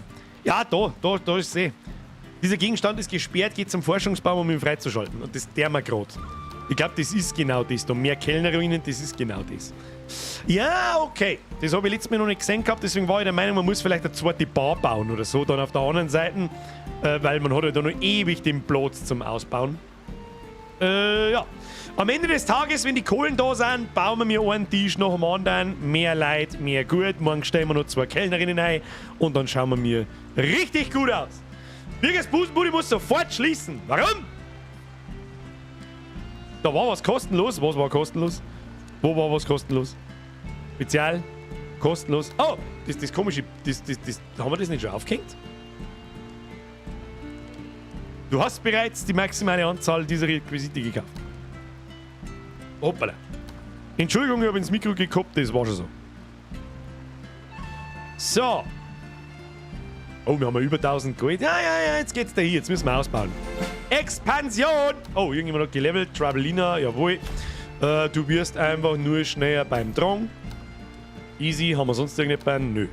Was haben wir da? Forschung abgeschlossen. Plus 14 Gäste pro Tag. Getränkepreis. Was wird das bedeuten? Weiß ich nicht. Wahrscheinlich, dass wir halt einfach mehr Geld pro verkauften Getränk kriegen. Oder dass uns das Auffüllen von die Fassel weniger kostet, was im Prinzip das gleiche ist. Forschung beginnen, das bringt uns auf alle Fälle auf die Schnelle mehr. Da ist auf alle Fälle ein Fassel, der Wein ist schwer. Die saufen einen Wein, dass du sagst. So. Und jetzt Bedienungen haben wir auch noch 2 Platzl. Jetzt bauen wir erstmal ein paar Tisch. Gibst du mal einen Tisch? Gibst du mal einen Tisch? Ein Tischchen? Macht das überhaupt Sinn, wenn man das so eng zusammenbaut? Weiß ich nicht. Da, Sitzplätze. Dann nehmen wir natürlich auch die etwas hochwertigeren. 1, 2. Naja, kriegen wir wieder nicht nur hin. Ja gut, die scheiß Tische sind schweineteuer. Schweineteuer. Das war eine Weinprobe. Verdammt, das stimmt, Mr. Mesh. Da haben sie wieder besser aufgepasst wie ich. Hoppala! Das ist vielleicht richtig. Was haben wir da? Kauf ein neues Fass Ale. Haben wir. Organisiere eine beliebige Veranstaltung. Haben wir. Da kriegen wir noch mit 300 Gulden. Schau hin. Und dann können wir die 2 Bänke da auch noch hinzimmern. Bam, bam! Nächsten Tag beginnen, Kinder. Da dürfen wir gar nicht lange umeinander. Was haben wir da? Besitze 13 Dekorationen, da brauchen wir noch 2 Stück. Das kriegen wir hin. Bediene mehr als 100 Kunden, das kriegen wir auch hin. Kaufe eine beliebige Zutat 50 Mal, das kriegen wir auch hin. Müssen wir sowieso wahrscheinlich gleich kaufen, weil das zeigt, dass es ziemlich schnell ausgeht. Oh, wir haben kein Fleisch mehr. Das finde ich ist die einzige Spielmechanik, wenn ich jetzt mal kurz halbwegs normal über das Spiel rede. Es ist wirklich lustig, es ist wirklich gut gemacht. Kannst sagen, was du möchtest. Das ist ein Indie-Game und für das ist es wirklich cool gemacht. Du hast permanent was zum Freischalten, zum größer werden und so weiter. Und wir glaube, haben wir noch nicht ansatzweise alles gesehen. Es gibt nur 2 Etagen, es gibt eine Hotellerie, die du einbauen kannst und so weiter. In deiner Kiste fehlen Zutaten! Entschuldigung. Kaufen wir und dann kaufen wir das so. Müssen wir nur auffüllen. Nur am Auffüllen, das schaut auch gut aus. Sehr gut. Wächter ausbauen, Kunst auch noch mal machen. Ich glaube, soweit ist es noch nicht, dass das schon notwendig wird. Glaube ich nicht. Mir ist jetzt eher einmal wichtig, dass wir alle Zutaten komplett auffüllen, damit das einmal... Das ist die einzige Mechanik, die mich ein bisschen nervt, muss ich ganz ehrlich sagen. Dass ich jetzt mal da jeden Tag dann da Obst aus, dann ist das aus... dass ich da jetzt mal manuell draufklicken muss. Vielleicht ist ja im Forschungsbaum irgendwas drin, was das automatisch macht. Wer weiß. Aber das nervt ein bisschen. Weil es einfach so generisch ist. So, du musst es einfach machen. Wenn du es nicht machst, Aber abwarten. Vielleicht, ich kann mir gut vorstellen, dass da irgendwas im Forschungsbaum gibt. Geschwindigkeit tragend, Level Up, jawohl, alle sind zufrieden, wunderbar. Was haben wir da? Da haben wir was freigeschaltet, 5 Zutaten, dann kriegen wir ein neues Rezept beim nächsten Mal, Forschung, plus 14 Gäste pro Tag, jawohl. Und am Tagesende schauen wir uns das alles einmal an, kriegen wir wieder einen Haufen Geld, zimmert man nur einen neuen Tisch da hinten ohne und dann ist gut. Drücke auf Gesamt auffüllen. Ja, das mag ich ja nicht, weil Gesamt auffüllen, wenn ich zu wenig Gold habe, dann frisst es mir ganz Gold für die eine Zutat auf und deswegen verteile ich das da ein bisschen zwischen den 3. Verstehen Sie? Ja, denke schon. So, jetzt ist die Frage, können wir die mal nochmal auf? Oh, wir haben einen Haufen Zeug. Abenteuer war erfolgreich, Käse, erfolgreich, alles erfolgreich. Schau dir das an. Der Tag ist zu Ende, müssen wir nicht am nächsten Tag geben. Schicken. Was haben wir jetzt da? Oh, jetzt haben wir schon das erste mit 2000 positiv dort stehen. Total Negative, 1100. Schaut gut aus. Wir investieren mal in einen Tisch. Tisch. So, blub. So, glaube ich, passt. Sitzplatz. So, ist genau ausgegangen für einen weiteren großen Tisch. So, und dann da ich gerne noch die Kleinen bis hinten und da die Kleinen bis hinten und dann schauen wir weiter. So, nächsten Tag beginnen, da haben wir gar nicht lange miteinander. Haben wir da irgendwas gekriegt? Jawohl, bediene mehr als 100 Kunden am Tag. 2 Punkte brauchen wir noch, dann kriegen wir ein neues Rezept. Gesamt ausfüllen ist doch alles auffüllen. Da gibt's einen Knopf, wo, ach, das da unten meinst du. Das sage ich dir, was ist. Ich glaube, ich habe schon 25 Mal draufgeschaut und habe nicht registriert, dass das alles meint. Ich habe es nicht registriert, was es genau tut. Sage ich dir, was ist. Aber gut, wir haben nicht genug Geld dafür. Machen wir nächste Runde. Nächste Runde muss schnell gehen. So, nix Pause, los geht's. Vielleicht hätte man noch schnell schauen können, wie viele verärgerte Kunden. 0. Das ist irgendwie wichtig. Ja? Dass die Balance zwischen was können wir bedienen und wie viele Leute kommen am Tag, dass das schon ausgewogen bleibt. Bedienungen haben wir wirklich einige. Das muss gelingen. Mir kommt da mit dem Tisch die Szene Family Guy mit mehr Wein, mehr Tische sind. Die habe ich gerade nicht im Kopf. Ich habe nicht so viel Family Guy geschaut, um ehrlich zu sein. Onkel Berner, du Wirt, schmeiß das Wasser raus, die vertreibt Kunden. Das ist wahr, aber irgendjemand muss ja mit irgendwas müssen wir einen Tisch waschen. Wenn wieder jemand halbe verschüttet. Merci dir. Schon wieder Zutaten fehlen. Haben wir noch nicht genug Geld für alles auffüllen? Dabei muss ich so da reinklicken. So, aber da haben wir einen Haufen Zeug. Was ist wieder eine Veranstaltung? Interessiert mich gerade nicht. Levelaufstieg. Jawohl. Was haben wir da? Auch irgendwo einen Levelaufstieg von irgendwelchen Gerichten? Nein. So, dann Personal. Der René ist ein Level aufgestiegen. Was treibst du? Fähigkeit für Hauptgericht. Ja, machen wir gleichmäßig nach oben. Das schaut doch gut aus. Wunderbar. Was haben wir da? Jawohl, erhöhe den Level eines Mitarbeiters. Neues Rezept. Habe einen Durchschnitt von 0,62 Sterne für Essen. Kriegen wir hier. Und dann wieder nur einen ganzen Tag lang Hauptgerichte servieren. Ist jetzt auch nicht so wichtig. Mir ist die Forschung eher wichtig. Mehr Gäste, mehr Geld, mehr alles. Was haben wir denn dann da? Ein Schneidetisch, mehr Pflanzen, Milch, Apfelwein und Met. Das ist das letzte Fassel für unser Bar. Das kostet 1500 Geld. Was genau tut denn eigentlich... Warte mal. Da ist irgendwas auf... Oh! Brot! Next Level für Brot! Press F in the Chat! So, mehr Brot! Was genau tut denn das da eigentlich? Da kann man nicht nachschauen. Das ist ein bisschen... Wieso kann ich da jetzt nicht nachschauen, was das tut? Das war halt cool. Ne? Nein, ist halt ein Indie-Game, it is what it is. Wenn ich da mit dem Mauszeiger irgendwie drüber gehe oder auf ein Fragezeichen klicke oder irgendwas, dass halt zumindest in 3 Sätzen erklärt wird, was genau tut. Schau mal, wie weit das der Forschungstree noch geht. Da kriegst du einen Vogel. Das ist schon ein Haufen Scheiß, der da noch zum Freischalten ist. Da mehr Bars, eine neue Etage, Requisiten für die Suppen, Küchenutensilien Teil 2, dass die größer wird und eine Hotellerie, ein Fassellager, mehr plus eine Küche, ich flippe aus. Da werden wir noch ein wenig Lohn sparen, Kinder. Wenn ihr da Bock drauf habt, dann lasst es mich wissen. Ich finde es super, das Spiel. Voll unerwartet. Wenn wir das erste Mal gespielt haben, dann müssen wir da noch jemanden auf Reise schicken. So schaut's aus. Wo ist denn da ein Abenteurer hingekommen? Ist der gestorben oder was? Was ist mit dem? Da, schickt man weg. Dann schauen wir mal. Zutaten brauchen wir 1000 Gold schon. Grütze fix, Alter. Machen wir jetzt so und so, damit er Ruhe ist. Irgendjemand Level Up. Nein, Forschung fertig.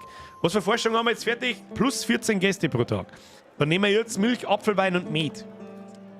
Das nehmen wir und lassen wir es ein bisschen laufen, weil das kostet 1500. Das ist ein bisschen, weiß das schon. Braucht ein bisschen. Ich hoffe, bitte lasst es mich auch wissen. Ich habe jetzt die ganze Zeit die schnelle Geschwindigkeit laufen, wenn das einigen, das wuselt stark oder ich komme nicht mit oder sonst irgendwas. Ich erkläre jetzt dann nicht mehr recht viel. Ich meine, die Hälfte vom Spiel kenne ich ja sowieso selber nicht. Und dann lasst es mich wissen, wenn es euch zu schnell geht. So, sollen wir morgen einmal eine Veranstaltung machen? Ist das was? Schauen wir mal. Wir haben mittlerweile sogar schon eine große Veranstaltung. Das Arbeitsjubiläum. Da kriegen wir 50 seltene Gäste. Wasser, Bier, Ale für 6 Gold. Und Anforderungen dafür erfüllen wir auch. Ja, hau rein, Brudi. Geh auf die Bar, kannst die Preise ändern. Was? Oh. 2184 Einnahmen, minus 1743 Ausgaben und irgendwo Preise. Das war das, was wir freigestellt haben. Wir können die Preise für unsere Getränke ändern. Verkaufspreis erhöhen! Oh. Ja, aber dann kriegen wir weniger Leid pro Tag. Jetzt warte mal. Wir kriegen für Wasser kriegen wir 4 Gold. Wenn wir erhöhen, verlieren wir 20 Leute am Tag und kriegen aber halt 5 Gold dafür. Kommen da aber halt weniger Leute. Das müssen wir jetzt ausprobieren. Gut, jetzt haben wir morgen eine Veranstaltung. Das ist natürlich, die müssen wir uns merken. Wir waren mal bei Up in den Chat 2184 Gold am Tag. Und ich ändere jetzt nicht recht viel an unserem Ansehen und so, damit wir nicht mehr oder weniger Leute kriegen, sondern wirklich nur einmal den Preis in Tee und dann schauen wir, was am Schluss dann mehr bleibt. Ja, also ich erhöhe jetzt einmal die Preise. Wir merken uns 2184 haben wir einkauft. Haben wir Plus gemacht. Machen wir es, ja, da steht es ja Getränke verkauft. 591. Stopp! Halt, stopp! Nichts mehr in den Chat einschreiben. 591 Gold für Getränke. 591 ab in den Chat. Merken wir uns. So, morgen haben wir diese Veranstaltung. Kann man das alles auffüllen? Alles nachfüllen für 391. Ja, können wir. Das ist die Frage, wie schaut es da drin aus? Ja, da haben wir kein Gemüse mehr. Da machen wir jetzt so, dass zumindest die obere Zeile immer voll ist da von den Slots. Und da füllen wir aber alles auf. Ja, können wir nicht. Wasser kostet nichts. Ale brauchen sie nicht so viel. Bier voll. Wein voll. Limonade legt mir am Arsch und Ale. Ale, kauft man noch Limonade für 10 und 1. Jawohl. Außer mit dem Gate. Haben wir eine Veranstaltung? Ja, haben wir. Rein ins Kehrblech. Los geht's! Du, das sieht gut aus! Du musst aber nach dem Essen auch schauen, weniger Leid ist gleich weniger Essen. Ja, gut, stimmt. Stimmt, dann merken wir uns einfach beides. Ja, 2184 und 591. Alle Gäste wurden bedient, 400 Gulden, jawohl. Und mit den 400 Gulden können wir locker einen Tisch dahinter bauen. Hoffe ich zumindest. Was kosten? Oh, der kostet 550, kostet der edle kleine Tisch. Das darf ich jetzt aber nicht ändern, weil sonst steigt unser Ansehen, unsere Sitzplätze steigen. Ich möchte jetzt wissen, so genau wie es irgendwie geht, ob wir mit einem etwas teureren Getränkepreis mehr Geld machen, wenn ein bisschen weniger Leute kommen. Und her dran tue ich sowieso nicht, weil sonst verlieren wir zu viel Leute. Ich verdiene mehr als 2200 an einem Tag.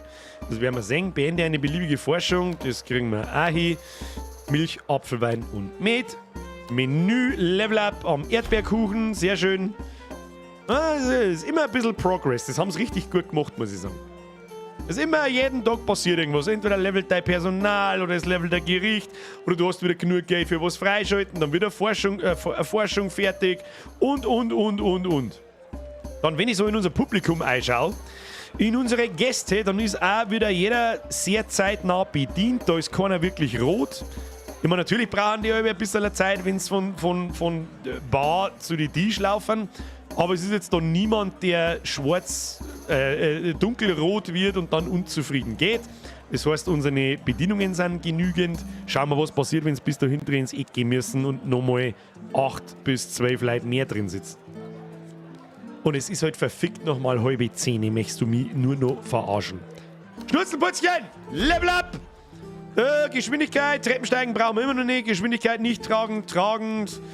Trinkgeld da vielleicht auch wir nicht schon, aber dann können wir es wieder nicht gescheit bemessen. So, was ist jetzt wieder passiert? Oh, Forschung freigeschaltet. Milch, Apfelwein, Met, mehr Pflanzen. Gib mir den Schneidetisch. Das ist mit Sicherheit eine neue Spielmechanik. Schauen wir, was das kann. Wir haben 1948 Gold. Ja, auffüllen, Kinder. Alle Getränke auffüllen. Alle Speisen auffüllen. Sehr schön. Kann man eigentlich noch wegschicken zufällig? Nö, habe ich wieder übersehen. Ich Noob. Was haben wir jetzt da? Gut, das war eine Veranstaltung, das können wir nicht rechnen. Aber es ist weniger. Getränke verkauft, 170 Stück für 1020. Nein, das ist ein viel mehr. Das ist behindert. Okay, das war aber Veranstaltung, das zählt nicht. Ich mache einen normalen, regulären Tag. Wir haben 1500 Gold, vielleicht können wir uns das Fassel noch kaufen. Das ja! Ein wenig Mühle, ein Opferwein und ein Met. Rein damit. Oh, jetzt haben wir leider kein Geld mehr, dass wir es auffüllen. Ah. Da machen wir jetzt so. Oh, was ist ein Zieder? Sprich ich das richtig aus? Ich habe keine Ahnung. Ein Met und eine Mille. Dann haben wir ein bisschen mehr Mille. Und dann machen wir noch so. Da. Das müssen wir dann über den Tag. Cider ist Apfelwein. Cider spricht man so. Kenne ich nicht. Sag ich dir, was es ist. Habe ich auch noch nie gehört. Und wenn, dann habe ich. Vielleicht habe ich es einmal gehört, aber ich habe nicht aufgepasst drauf. Apfel, boah, leck, schaut mal unser Bau mittlerweile. Wir haben ja richtig brutal. Ja, gut, dann. Was haben wir da? Der kleine Goldboost hat jetzt gut, weil dann kann man es einmal auffüllen. Aber gut, ist nicht so tragisch. Verdiene ich mehr als 2200 an einem Tag. Das kriegen wir morgen auch hin. Dann würde ich sagen, nächster Tag beginnen. Schauen wir, sobald wir im Plus sind, füllen wir sofort die Fassel drauf. Da sieht man jetzt eigentlich wunderschön. Wir haben einen Haufenweise Getränke, aber die 3 neuen Getränke, die waren ein bisschen zu teuer. Cider reimt sich auf Cyber. Cider? Was ist doch Cider? Einige Fässer sind in der Bar auf Etage irgendwas leer. Ja, es tut mir so leid. Preise ändern. Nein, nicht reduzieren. Ich habe ja kein Geld. Es tut mir so leid, ich habe kein Geld. Oh, da haben wir vielleicht unzufriedene Kunden. Das ist nichts. Jetzt müssen wir erst wieder Geld einfahren. Fahr das Geld rein! Was da jetzt einen Kosten komplett aufzufüllen? 1000. Du bist offen. Es war halt cool, wenn ich für mein Geld, das ich gerade habe, alles gleichmäßig auffüllen kann und das automatisch sich verteilt. War auch noch cool. Aber gut. So, jetzt machen wir mal so. Damit zumindest ein wenig was da ist. Und das Geschrei von den Leiderrühr gibt. Oh, da ist einer rot. Bringt's ihm was? Bringt's ihr was, die ist rot? Ja, Gott sei Dank, gerade noch. Gerade noch. So, können wir noch mehr auffüllen. 800. Na, aber es schaut schon noch gut aus. Schaut gut aus. Wie schaut unser Essen aus? Da haben wir da. Das schaut auch ganz cremig aus. Wunderbar. Wunderbar. Ich bin gespannt, wie viel Geld das wir jetzt verdienen. Hey, da! Schmeckt wie ein Radler. Quasi der englische Radler. Im Ernst jetzt? Aber es ist ein Apfelwein. Wie kann das noch Radler schmecken? Hui Teufel! 945 brauchen wir. Haben wir? Gehen wir? Auffüllen. So, alles wieder voll. Und jetzt verkauft's die scheiß Budela! So schaut's aus. Oh, leck, was haben wir denn da unten alles? Levelaufstieg von Gerichten. Dann. Na, nix. Da haben wir nix. Sprengi, Level up. Geschwindigkeit nicht tragen. Ihr müsst alle schneller werden. Und der Doc Häcksler wieder. Du kriegst einmal eins ins Hauptgericht einballert. So schaut's aus. Suppen kennen wir ja immer noch nicht. Forschung. Hätte ich fast vergessen. Wenn wir die Forschung einhauen. So, der Tag neigt sich dem Ende. Wir haben 670 Geld. Da füllen wir gleich mal unser Essen komplett auf. Jawohl. Sehr schön. So, jetzt pass Obacht. Wir haben ein Total Positive bei 2423. Das sind gute 240 mehr als beim letzten Tag. Und wir haben 164 Getränke verkauft. Das sind ein bisschen weniger. Das sind, glaube ich, 6, 7 Stück weniger. Als 2 Tage vorher, an einem regulären Tag. Und da haben wir nur 591 gekriegt und da kriegen wir 797. Was, Herr Austrian, absolut richtig, vergiss das, du hast 3 mehr Dringer. Das ist richtig grundsätzlich, wir haben ja jetzt auch mehrere Getränke. Aber trotzdem, glaube ich, passt das schon. Wer sauft eigentlich eine Milch im Wirtshaus? Das ist eine berechtigte Frage. Weil du jetzt Met verkaufst, der teurer ist. Ja, ich hab's fast befürchtet, dass man es so nicht ganz... Ich glaube, es ist wurscht, plus minus 0. Aber wenn man das Gleiche... Es ist immer... Achtung, jetzt gibt's einen Wirtschaftstipp des Bürgers.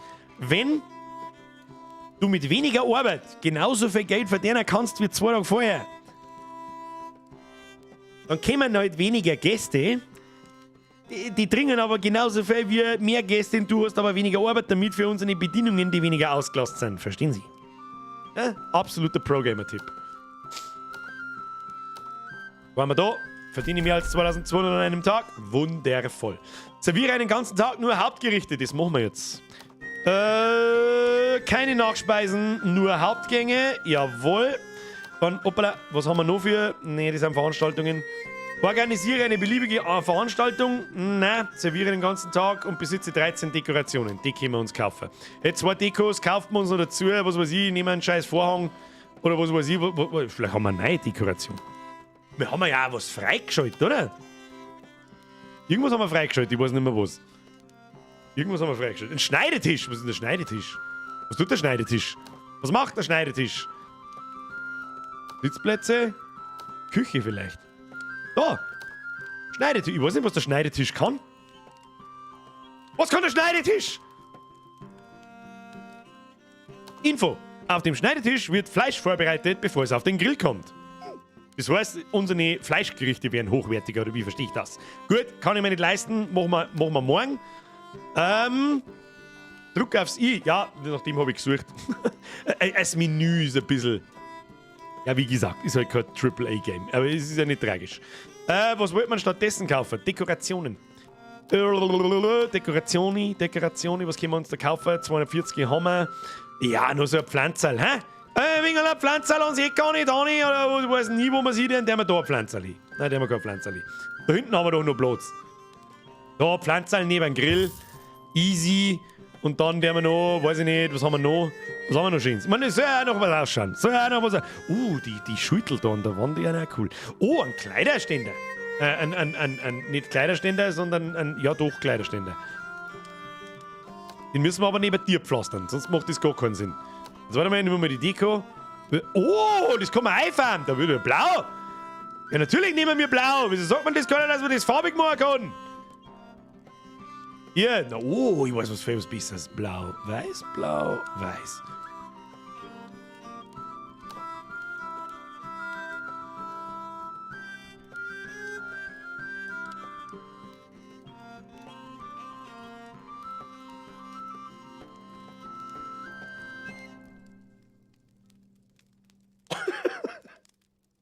Kann man schon mal eine Viertelstunde machen. So. Was ich jetzt noch gerne hätte, ist einfach eine weiß-blaue verdammte Wand. Geht das auch? Wieso? Wo?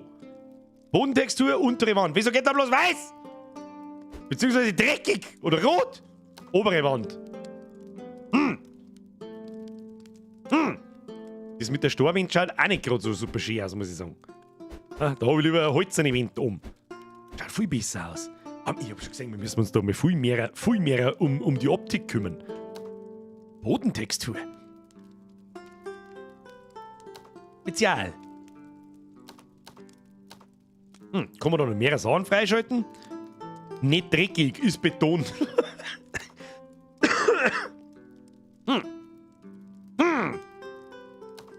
Schade, dass das nur in Rot geht, aber vielleicht kann man ja Sachen freischalten. Schauen wir mal, da müssen wir da jetzt aber auch wieder weiß machen, weil das komische rote Ding, der passt da gar nicht. Wenn, dann machen wir so Holzwand. Also so, und da machen wir Fenster rein, hä? Kosten Fenster was? Die kosten 100, bist du besoffen? Are you drunk, my friend? Da, machen wir das da, blau, weiß. Viel besser. Und eigentlich wollten wir eine Dekoration kaufen, gell? Damit das da hinten hängen. Ja. Und da wollten wir eigentlich so eine Dekorationi.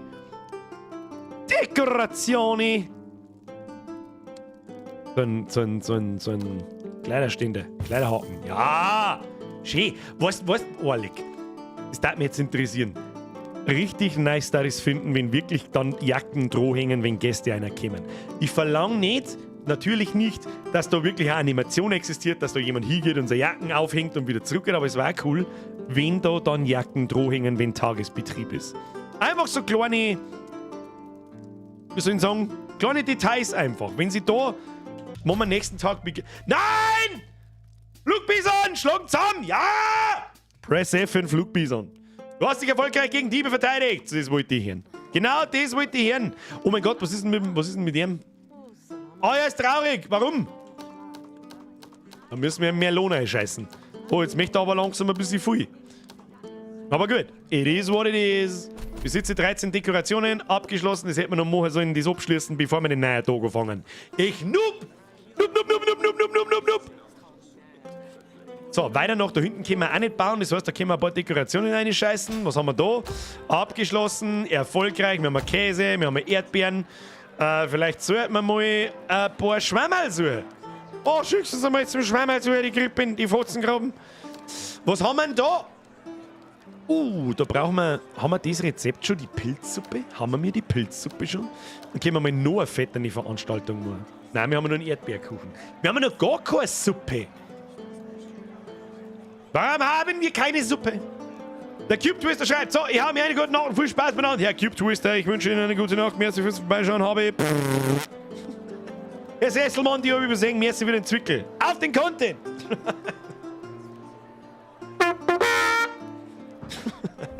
Auf euch. Waffeltrage, die habe ich auch übersehen. Palmer Feierste, eine, die kehrt in ein sicheres Wirtshaus. Nicht, das stimmt. Schmiere! Merci für den Fünfer, habe ich dir! Merci dir. Leute, chillt die Knieschei. Ich habe so viele Leute übersehen. Was ist mit euch? Herr Eder, kein Scherz, hat mehr mit Radler zugleich wie mit Wein. Okay, das ist interessant. Ihr erinnert mich schon noch, ihr Apfelwein-Radler-Vergleich und so. Flea Frankie, merci für den Resub und Herr Eder, das habe ich noch gesehen. Merci, Entschuldigung, falls ich jemanden übersehen habe. Küsschen auf die Bandscheibe von unten. Die 14. Hat man überhaupt so viel? Ich weiß es nicht. Kraft meiner Wassersuppe, it's okay. So, wir brauchen da hinten mehr Tisch. Na, ich sehe schon, unsere Gäste werden alle ein bisschen roter. Roter oder röter? Ich glaube röter. Wer ist Röter? Halb Ralf, halb Köter.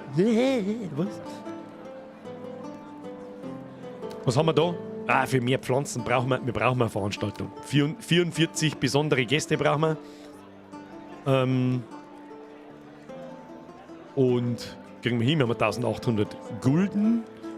Das sagt mir, wir können die Tischreihe da hinten einmal voll machen, was automatisch wieder mehr Ansehen bringt, mehr Leute pro Tag und so weiter.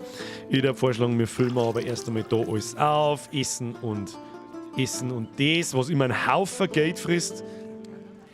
Da ist jemand nicht bedient worden, ich hab's genau gesehen und der geht jetzt ohne, dass er bedient worden ist, du Arschloch! Welche faule Großtutter die alle, die hatten da wieder, weiß ich, 2600 plus, easy. Was haben wir da? Servieren den ganzen Tag nur Hauptgerichte. 350 Gulden einstreichen. Kaufe einen Schneidetisch für die Küche, das werden wir jetzt machen, und für morgen eine Veranstaltung ansagen. Veranstaltung, bitte, danke. Dann nehmen wir natürlich wieder das Arbeitsjubiläum. Wir haben keine 20 Erdbeeren, verdammt. Wir haben keine Erdbeeren nicht geholt, verfickte Kacke. Flo! Welcome to the squad! Merci für die Mitgliedschaft, Küsschen aufs Nüsschen. Ab in den Chat, habe die Ehre, Flo. Wer nicht mitmacht, schlägt einen Apfelwein zusammen. So, da müssen wir die Veranstaltung machen. Weinverkostung. Los geht's, die pfeffert meine. Was haben wir da? Irgendein paar Level. Der Flasch schon wieder. Der Flasch ist sowieso unzufrieden mit seinem Gehalt. Habe ich schon gesehen, aber ansonsten sind alle relativ glücklich. Flugbison, wie schaut's denn eigentlich bei dir aus? Scheiße, habe ich dir jetzt eine Rüstung gekauft, habe ich das richtig gesehen? Ja, investieren wir mal in die erste Rüstung und das erste Schwert. Flugbison, das hast du dir redlich verdient. Redlichst verdient. So, was wollt ihr jetzt tun? Wir haben morgen eine Veranstaltung. Dann muss ich die Idioten wegschicken, das darf ich morgen nicht vergessen. Wir könnten theoretisch noch so einen Tisch einbauen. Nein, einen Schneidetisch! Birger, du Kasperl.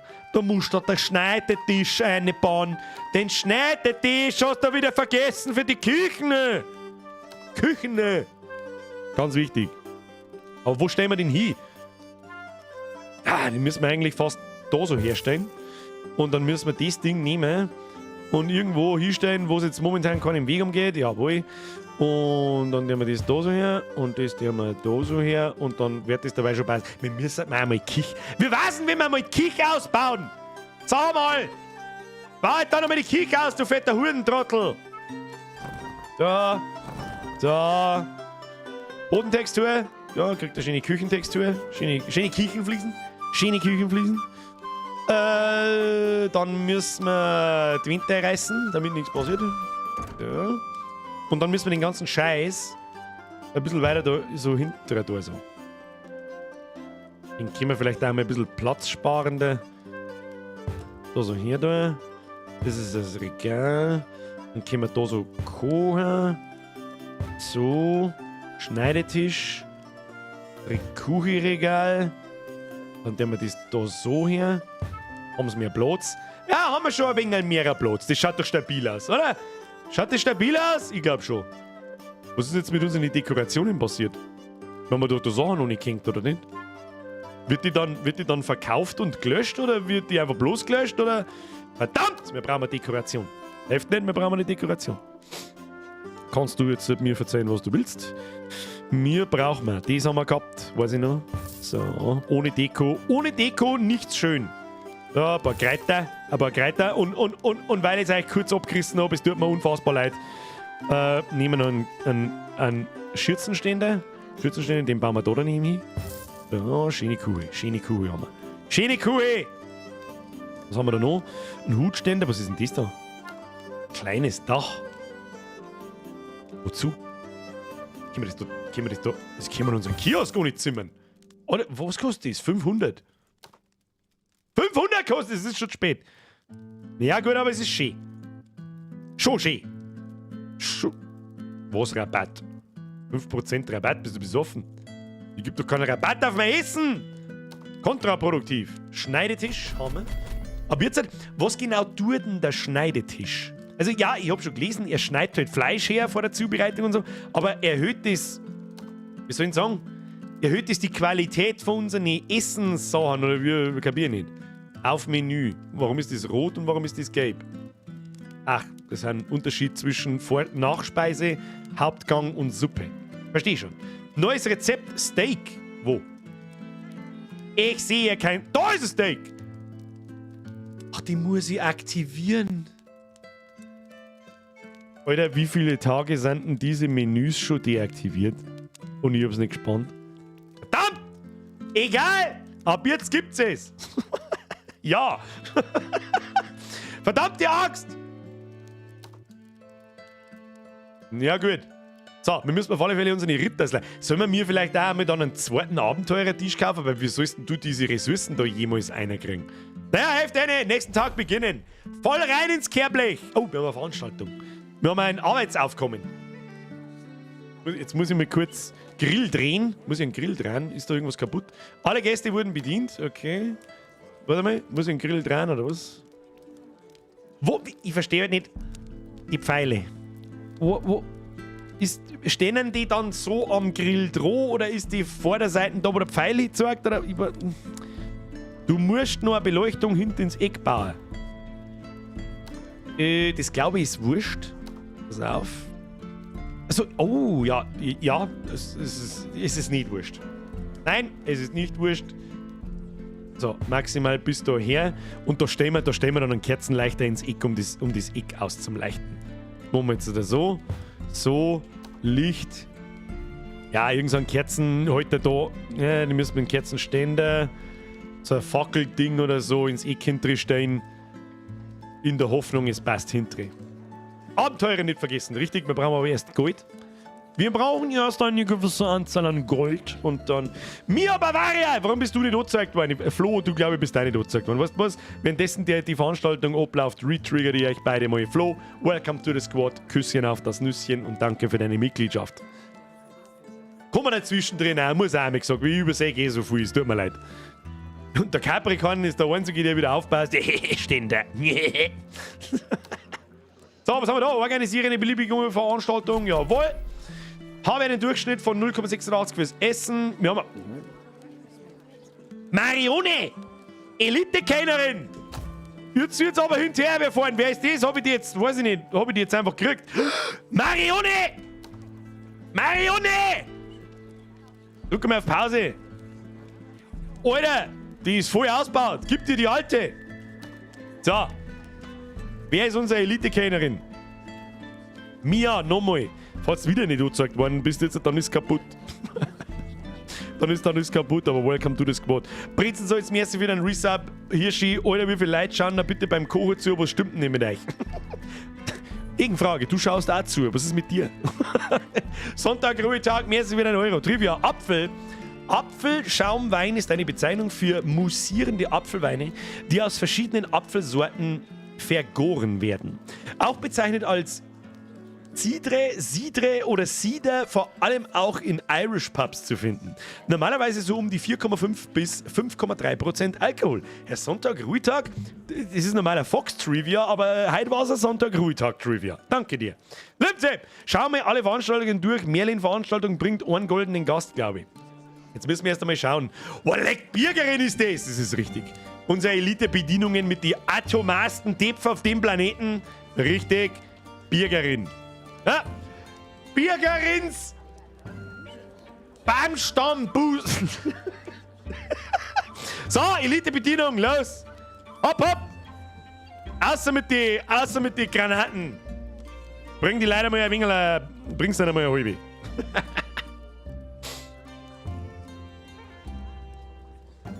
Ich schätze, ich weiß, wer auf dem Sofa schläft. Das ist mein Geheimnis, da schlafe ich immer. Ja, Abenteurer verschicken. Ja, wir brauchen mehr Käse. Sag mal, sterben die regelmäßig oder was ist denn mit denen? Wo kriegen die verfügbar? Was ist mit denen? Warum habe ich jetzt bloß noch 5? Wir brauchen Erdbeeren, ja, das ist richtig. 1, 2. Aber ich muss ja da so viel Leute verschicken, dass das passt mit 76% von ihnen.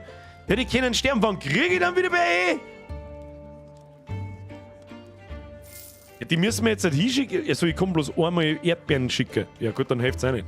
Dann machen wir jetzt so und hoffen wir, dass wir noch ein wenig einen Käse auch dazu kriegen. Schick sie mal in den Nebelwald. Wo ist denn der Nebelwald? Nebelwald absolut. Ja, machen wir nächste Runde. Wir können noch keine Suppen nicht machen. Das heißt, die Schwammerl, für alle, die kein Borisch verstehen und vielleicht heute neu dabei sind, wer weiß das schon, Schwammerl sind gleich Pilze. Ja, bloß sagt von uns keiner Breißenfotzen Pilze, sondern Schwammerl. Verstehen Sie? Was im Prinzip die Verniedlichung von Schwämmchen ist. Ja, wieder was gelernt. Bayerisch-Kurs für Anfänger. Muss einmal wieder sein. Haben wir gehabt. Klang wieder für 4 Jahre. Herr Bauer, Depf wie Kinderkepf, grüß aus Österreich. Ja, da kriegt das Kindermotorboot gleich eine ganz andere Bedeutung. Brrr. Was? Der Pfarrer ihrer Stadt wants to know your location. So, bis spätestens 18 Uhr, 19 Uhr, wir haben einen Haufen Geld beieinander, passt. Haben wir gerade in der Veranstaltung? Ich bin schon wieder, das Hirn ist mir schon wieder stehen geblieben. Ja, glaub schon. Fässer an der Bar! Was ist da? Aber wenn wir schon wieder eine Weinverköstigung gemacht haben. Ja, gut, dann muss ich das Geld raushauen, das hilft nicht. Ja, vielleicht bestellen noch 2 Leute was. Licht nicht vergessen, jawohl, das stellen wir auch auf. Dann nehmen wir aber den guten. Der ist schöner, aber der brennt leichter, oder? Ich weiß nicht. Hinterher mit ins Eck, jawohl, wenn wir den so nah an die Wand stellen. Sehr gutes Wachsenöl, das passt. Sehr schön. Sehr schön. Unser Ansehen ist mittlerweile bei 3400. Weißt du, was wir jetzt noch für einen krassen Scheiß machen? Dekorationen gibt es mir noch mit dem Umhang da. Machen wir 1, 2, 3, 4. Da die Wand reißen wir nicht mehr ein. Das können wir schon direkt einmal so lassen. Machen wir so. Weiß, blau, weiß, blau. Oh, es geht sich sogar noch gleichmäßig aus, dass am Ende der Wand wieder blau ist. Schöner wird's nicht! Sagt der Ibesi. Obere Wand machst du mal wieder. Nein, nicht obere Wand. Untere Wand. Machen wir da wieder Beton. Ich möchte die Ecken aus Holz. Einfach, weil es kann. So und so. Ja, obere Wand. Was schaut denn da gut? Das schaut doch gut aus. Ja, muss ja nicht überall. Schön! Schau hin! Es ist geradezu zauberhaft! Und ein paar Fensterweiten noch ganz geil. Jetzt haben wir wieder keine verdammte Dings nicht. Fenster, wollte ich eigentlich sagen. So, was ist jetzt da? Müsst ihr noch zusammenbageln oder was ist mit euch? Was, wir haben nur 1930. Gut, wir haben nur 30 Gäste gehabt. Ja, gut. Nächster Tag beginnen, da der wir gar nicht lange umeinander. Was haben wir da? Besitze 19 Dekorationen. Das haben wir jetzt blinde gemacht. Gut, dass wir es noch abgeschlossen haben. Weil sonst hätten wir das am nächsten Tag nochmal machen müssen. Ist ja wurscht. Was ist denn eigentlich das da für ein Rezept? Ist das Schwammerlsuppen? Nein, ist es nicht. Oder? Ist das Schwammerl? Nein, ist es auch nicht. Wann kommt denn da die Schwammerlsuppen? Oder kriegt man die automatisch? Naja. Was der wir gerade erforschen? Mehr Pflanzen. Brauchen wir nochmal 10 solche Idioten. Ja, die werden am nächsten Tag schon kommen. Komm, hau rein! Gib ihm! Gib ihm. Ja, ein bisschen um die Optik kümmern da. Schon auch wichtig. Ja, das Auge ist mit. Ganz furchtbar wichtig. Anzahl der Bedienungen soll passen. Serviere den ganzen Tag lang nur Dessert. Sehr reiche 4 Sterne mit irgendeinem Essen. Kommt alles von selber. Bessere Muse? Oh, guter Punkt, guter Punkt, guter Punkt. Da kann man uns eigentlich langsam auch mal 150 Gold pro Tag leisten, oder? Oder sollen wir gleich mal komplett eskalieren? Hau die vollständige Band rein. Hau die vollständige Band rein! Gib ihm! Aber die kommt erst ab morgen wahrscheinlich. Ich sehe einiges. Schauen wir, beobachten wir mal unsere Gäste. Ich meine, die Tische sind ja voll. Die sind proppelvoll. Wir brauchen mehr Tischleute. Wir brauchen mehr Sitzgelegenheiten. Und um die werden wir uns jetzt noch kümmern.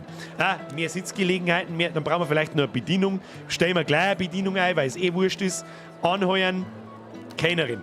Alissa Priane kann 8 Getränke gleichzeitig tragen, erhält ein Trinkgeld, gewinnt 2-mal schnelle Erfahrung. Das ist immer stark.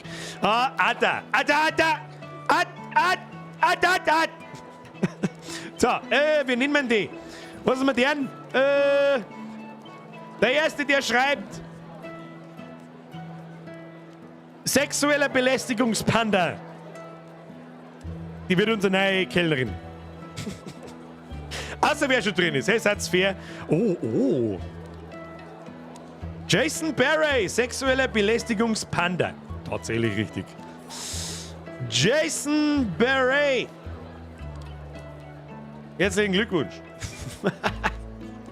So, nice killen, das machen wir voll. Trinkgeld machen wir 1, 2, 3, 4, 5, 6, 7. Das schaut doch stabil aus. Jason Barry. Und jetzt eine Bediener ins Viech. Aber schnell. Hirschi, jetzt kommt das Gescheite auf, weil der Pilz ist das, was im Boden als Geflecht wächst. Myzel oder Mysel genannt. Und das, was wir mir als Schwammerl sehen, ist nur die Frucht von dem Geflecht, das auch übrigens meistens mit den Bäumen zusammenhängt und über die Früchte am Baum Nährstoffe gibt. Das habe ich schon einmal irgendwo mitgekriegt in einer Dokumentation, dass Schwammerl mit Bäumen verbunden sind. In irgendeinem, keine Ahnung, was weiß ich, aber ich hätte jetzt auch nur, ich hätte schon ab dem Stamm, der aus dem Boden rauskommt, hätte ich das Ding als Schwammerl bezeichnet. Schwämmchen. Halt. Ich weiß nicht, wie ich anders sagen soll. Hirschi, danke für die zweite Trivia-Zeit. Herr Bauer, merci für den Zwickel nochmal. So, ich muss den Chat wieder runter, aber sonst kann ich nichts lesen. Ohne mich jetzt stark beschweren zu wollen, aber ich war um etwa 1 Sekunde schneller als Jason. Herr Kilinator, da sagt mein Chat was anderes. Du bist bei mir nicht ansatzweise da auch nur irgendwo, wo die anderen sind. Weiß ich nicht, was da los war. Also, ich zähle, Herr Kilimann, ich zähle mal ganz kurz, wie viele in meinem Chat vor dir sind. 1, 2, 3, 4, 5, 6, 7, 8, 9, 10, 11, 12, 13, 14, 15, 16, 17, 18, du bist 19. Es tut mir leid, vielleicht ist der Chat da einfach, weiß ich nicht. Fenster bauen, richtig! Das haben sie richtig gut erkannt. Fenster bauen. Gibt es vielleicht auch noch andere Sachen, die irgendwie interessant sind? Also Trennwände und so weiter interessieren uns eigentlich nicht. Wir brauchen so viel Platz, wie es irgendwie geht. Und gleichzeitig soll es aber auch noch was ausschauen. Jetzt haben wir da mal noch ein Fenster hin. Oder was meinst du, das Fenster, Holzwand? Weiß es auch nicht. Ja, da auf alle Fälle ein Fenster hin und da ein Fenster hin und da ein Fenster hin. Und dann ist das, ja, müssen wir so mal, es hilft nicht. Wir kommen das Fenster nicht mehr wegmachen, oder was? Ich möchte eigentlich, jetzt pass auf, ich möchte da ein Fenster und da ein Fenster und dann möchte ich aber, dass da kein Fenster, wir kommen das wegmachen. Trennwand haben wir gemütlich, das stimmt. Vielleicht können wir irgendwo noch eine Trennwand einbauen, aber wir brauchen Platz, Effizienz ist alles. 2 Vorhänge sind noch rot. Wo sind die rot? Oh, tatsächlich sind die da hinten rot. Wir bringen jetzt das Fenster da weg. So. Na, muss ich es einreißen oder was? Ich werde es einreißen müssen. Wird mir nichts anderes übrig bleiben. Und dann hätte ich gern eine Wandtextur. Und zwar so und so. Dann nehmen wir die obere Wand. Da gefällt mir das Geflecht am Holz oben ganz gut. Und da gefällt mir... Nein, das gefällt mir nicht. Das gefällt mir eigentlich auch nicht. Dann müssen wir das Geflecht so da umlassen. Dann zieht sie das durch die ganze Bude durch. Das schaut doch ganz nett aus da. So, und da hast du absolut recht. Da hinten haben noch zwei so Dinger rot. Der muss weiß werden und der muss blau werden. Und dann können wir auch langsam einmal darüber nachdenken, dass wir da weiter expandieren. Wie weit kann man überhaupt bauen? Da sagt man es eh schon, was nur ausbaubar ist. Also ich darf auf alle Fälle, der Bereich da ich alles für Kich aufheben. Wir wissen noch nicht, wie viel Platz das wir brauchen. Wahrscheinlich kann man das alles auch ein bisschen kleiner machen, dann kann man da ja vorne noch einen Tischreihe hin tun. Aber es geht schon noch doppelt so groß. Tun Sie sich nicht hinunter, es geht schon noch doppelt so groß. Jetzt bauen wir noch ein paar Tische. Tischi. Machen wir so, dass man da durchgehen kann. Ja, 1, 2, passt perfekt hin. Sitzplätze, jetzt können wir halt nicht mehr so viele Sitzplätze bauen, das ist natürlich jetzt dumm, aber das ist mir jetzt auch wurscht. Bauen wir da und da rein, damit beide Tische besetzt sind und morgen machen wir da hinten voll. Ja, schaut doch gut aus, möchtest du mehr im Leben drin? Was willst du denn mehr im Leben drin, außer dass wir das da, warum ist denn der Tisch da hervorn, wie er ist? Warum ist denn der Draht, warum ist denn der verkehrt drin? Machen wir so. So. Und wenn wir den da so her. Ja, weil ich mir nicht sicher war, ob man da dann sauber reingehen kann, gell? Aber das wird schon gehen. Wird schon gehen. Forschung, wie schaut's da aus? Wir brauchen noch einen Spezialgast, dann haben wir die Forschung auch freigeschaltet. Einen Tag, wie spät ist es? Ist halt 5 vor 10. Halt doch die Fresse. Wie schnell vergeht mit dem Spätzeit? Was ist mit dem? Und was mir auch schon wieder voll triggert ist, dass wir da manchmal schöne Bänke drin haben und manchmal abgefuckte Bänke, kann man die upgraden. Na komm, was ist das?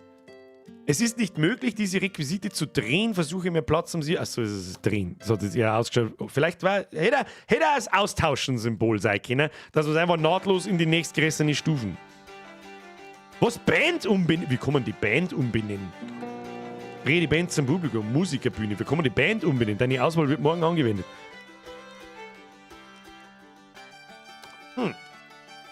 Natürlich spielt bei uns im Wirtshaus Slayer. Das ist sowieso klar. Was anderes wird da nicht aufgespielt. Nächsten Tag beginnen! Ich mag den nächsten Forschungsbaum noch sehen. Was wir dann, den schauen wir uns schon an. Schauen wir uns an! Der Tisch vor der Tür ist aber auch hart. Ja, sie kommen schon vorbei, schon hin. Vielleicht können wir den auch irgendwann weg tun und da tun. Da haben wir zumindest an irgendeinen Eingang und der mal eine schöne Dekoration hin. Das ist gleich schön. Oh, auffüllen!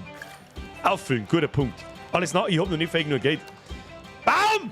Biergarten fehlt noch. Das stimmt, aber ich weiß nicht, wie man einen Biergarten baut. Kann man da draußen die Ski stehen?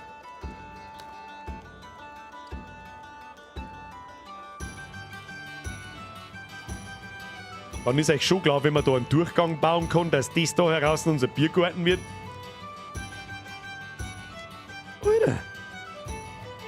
Alter, Biergarten gibt... Was ist denn das? Klicke und ziehe den Cursor über die Einrichtung, um sie zu färben. Wähle die Farben unten aus. Hä?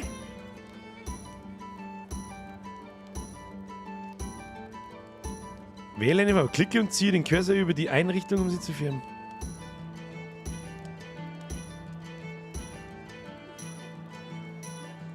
Ich kann nicht die Tische einfärben, oder? Nur das zeigt er. Nicht, dass wir mir da was übersehen. Ein Biergarten gibt es beim nächsten Mal. Glaubt, das ist, wenn ein Tischdeck drauf ist. Ah. Sollen wir uns mal so einen hochwertigen Tisch kaufen? Ja, da. Oh, der kostet 1000 Gold. Bist du bescheuert? Jetzt warte mal. Es ist möglich, die Farben für diesen Artikel zu ändern. Ja, dann wird man wahrscheinlich die Tischdeck. Boah, das ist ja voll cool. Und können wir ein weiß-blaues Fantasieland. Das beste Wirtshaus der ganzen Welt können wir einrichten. Ich sag das, was ist, die Tisch. Die hauen wir mir in unserem Biergarten aussehen. Ah, unter 1000 Gold fangen wir mir pro Tisch nicht an. Und einen Ritter mag ich auch haben. Radlerrasierer, da hast du absolut recht. Einen Ritter mag ich haben im Biergarten draußen. Mal kurz die ernste Frage, kann man die Tisch draußen platzieren und da werden Leute bedient? Weiß das jemand? Bevor alles in den Arsch geht, was wir mir da wieder machen. Meininger schreibt, ja, die Tischdecke hat 800% Zusatzwert. Bis jetzt hat es ja. Auffüllen! Ah, scheiße, auffüllen. Auffüllen. 507, auffüllen. So, Getränke sind auffüllt. Getränke dürfen bei uns niemals ausgehen. Das ist wichtig, das hast du richtig gut erkannt. Wir brauchen aber auch nochmal 800 Gold, damit wir das Essen auffüllen. Die fressen uns Tor vom Kopf. Euch Sau! Ich darf den Eingang dann mit einer Trennwand abtrennen. Ja, das ist eine gute Idee. Gute Idee. Schön. Da vor der Bar so, damit wir da nicht... Aber generell, jetzt passen wir Obacht. So, für was so eine Trennwand auch gut ist. Jetzt passen wir Obacht. Da müssen eine Trennwand her, untere Wand, Bodentextur, bauen. Und zwar sowas da. Und zwar so. Das ist eine gute Idee. Sagst du, was ist? Das ist eine gute Idee. Ja, da ist der Barkeeper weniger gestört. So, ist tipptopp, oder? Tipptopp. Tippitoppi! Kann man da was ohne hängen? Boah, das war voll super. Jetzt pass auf. Haben wir noch mehr Dekorationen? Wir brauchen mehr... wir haben mehr Pflanzen. Wow, und der Ritter! Ich mag den Ritter! Den stellen wir da her. Easy! Ritter, und jetzt mache ich noch einen Vorhang. Wo ist der Vorhang? Den können wir uns nicht leisten. Müssen wir kurz warten. Da, Achtung, Vorhang. Dekoration. Wo ist der Vorhang? Da ist der Vorhang. Können wir den da ohne hängen? Ja! Ja! Da! Ich hab den Fake noch, gell? Ich brauch noch einen. Die Wand geht die Bedienungen im Weg um. Geh! Oh, tatsächlich. Die rennt da ins Eck rein, gell? Kurz. Ah, das ist dumm. Ah, das ist dumm. Das müssen wir abreißen. Nein, Kinder, das müssen wir abreißen. Das ist nicht effizient. Nicht sehr effizient. Zumindest die Wand da. Die müssen wir abreißen. Die andere, die da, ich glaube, die ist in Ordnung. Schau dir die so. Was haben wir gemacht? 2369. 69. Schöner Ritter. Wir haben mittlerweile 4100 ansehen. Ist, wenn nicht gut ausschaut, weiß ich es auch nicht. So, jetzt nehmen wir mal den Tisch da. Und der man daher, das Pflanzerl, mein Gott, das stellen wir dabei. Oder warte mal, vielleicht können wir da hinten. Wo können wir ein Pflanzerl hinstellen? Warum nicht? Oh, da müssen wir noch 2 Bänke hinstellen. Mein Gott, alles übersägt der Bürger. Alles übersägt er. Ja, Wahnsinn. So, das da hier. Dann haben wir einen schönen Eingangsbereich. Wunderschön. Wie viel Geld haben wir? 264. Da können wir zumindest eine Sitzbank noch da hinten hinbauen. Wunderschön. Und das ist jetzt unser Eingang. Das ist besser, oder? Das ist besser. Schau einfach, ich weiß schon, mir verschwimmt mal einen Platz für den Tisch, aber es ist auf alle Fälle besser. Was mir noch so ein bisschen ein Dorn im Auge ist, das Ding da ist eigentlich doch gar nicht so schön. Ist nicht so schön. Nein, Veranstaltung brauchen wir jetzt auch keine. Da können wir was einsammeln, beende eine beliebige Forschung. Das kriegen wir hin. Was haben wir da? Menü. Levelaufstieg. Die Obstschale ist jetzt besser. Und was haben wir da? Nix. Jawohl. Dann haben wir da eine Aufgabe erfüllt. Durchschnitt beim Essen. Jawohl. Dann brauchen wir eine neue Forschung. Und die werden wir uns jetzt noch anschauen, bevor wir uns davon schleichen, Kinder. +1 Bar. Was genau bedeutet das? Dass ich eine zweite Bar hinstellen kann, oder was? Oh, neue Etage. Dann habe ich eine zweite Bar da unten in der ersten Etage. Braucht's die wirklich?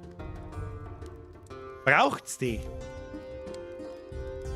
Oder sollen wir uns erst einmal ich bin ehrlich gesagt erst einmal Requisiten für die Suppe. Das ist einfach mehr zum Verkaufen dann.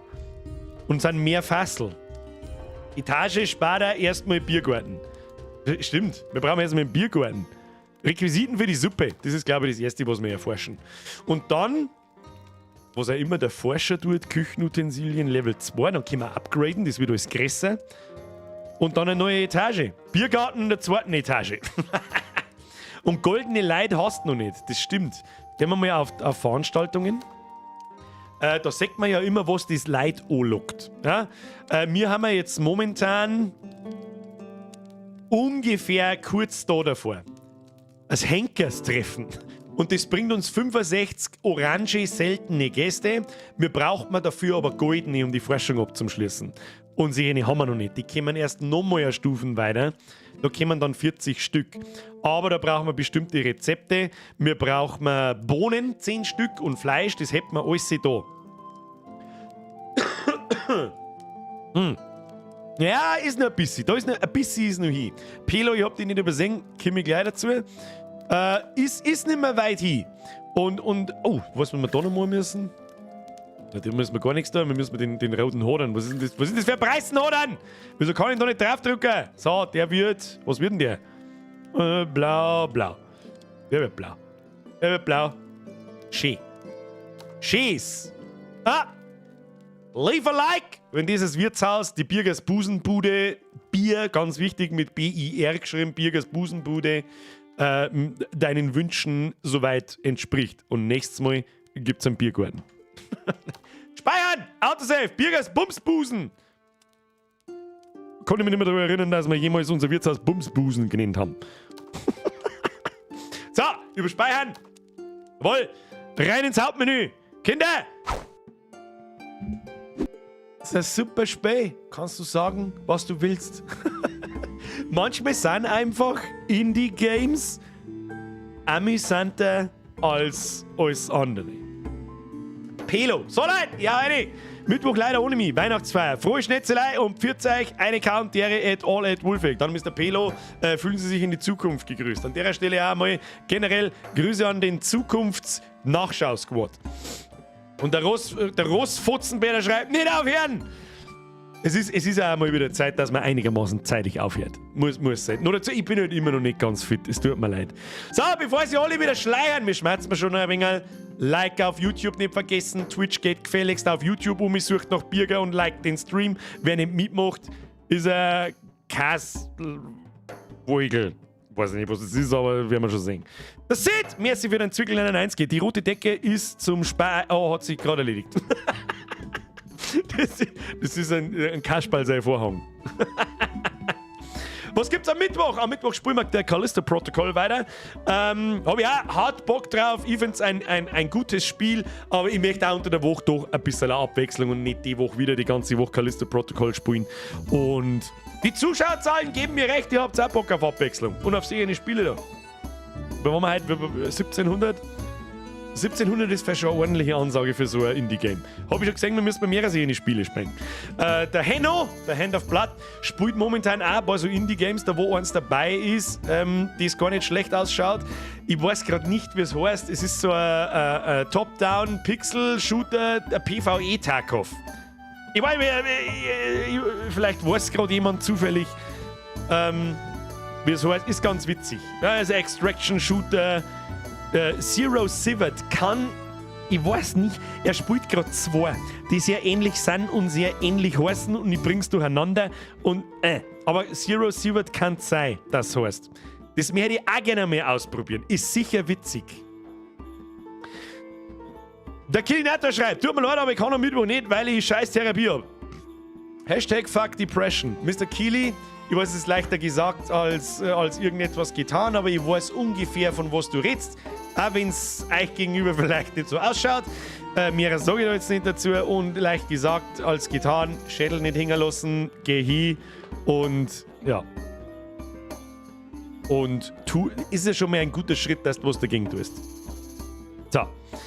Und Spezi-Wirtschaft gefälligst liken und über Nacht durchlaufen lassen. Watchtime. Ist, bevor sie alle schleichern. Jetzt sind ja doch nochmal andere Leute da wie vor 2 Stunden. Ich habe einen Podcast mit 2 Spezien. Der heißt Spezi-Wirtschaft mit E. Spezi-Wirtschaft. Ganz furchtbar wichtig. Und den gibt es seit Anfang August, wo ich in der Sommerpause war. Und jetzt gibt es natürlich immer noch, aber die gibt es inklusive Video, aber auch als Audio auf Spotify und die ganze Scheiße. Jetzt pass auf, habe ich das noch? Ja, habe ich tatsächlich noch drin. Kommt nicht mehr auf meinem Kanal. Ich mag es nicht Hauptkanal nennen. Es ist ein Thema, das ist so weit weg von meinem eigentlichen Content in Form von Videos, der sich wahrscheinlich übers neue Jahr entweder bleibt da stehen, ich sag's euch gnadenlos, wie es ist, was mein Video-Content betrifft. Ich hab die Schnauze so krass voll von den typischen How-Tos und von den Kruzifix sowieso.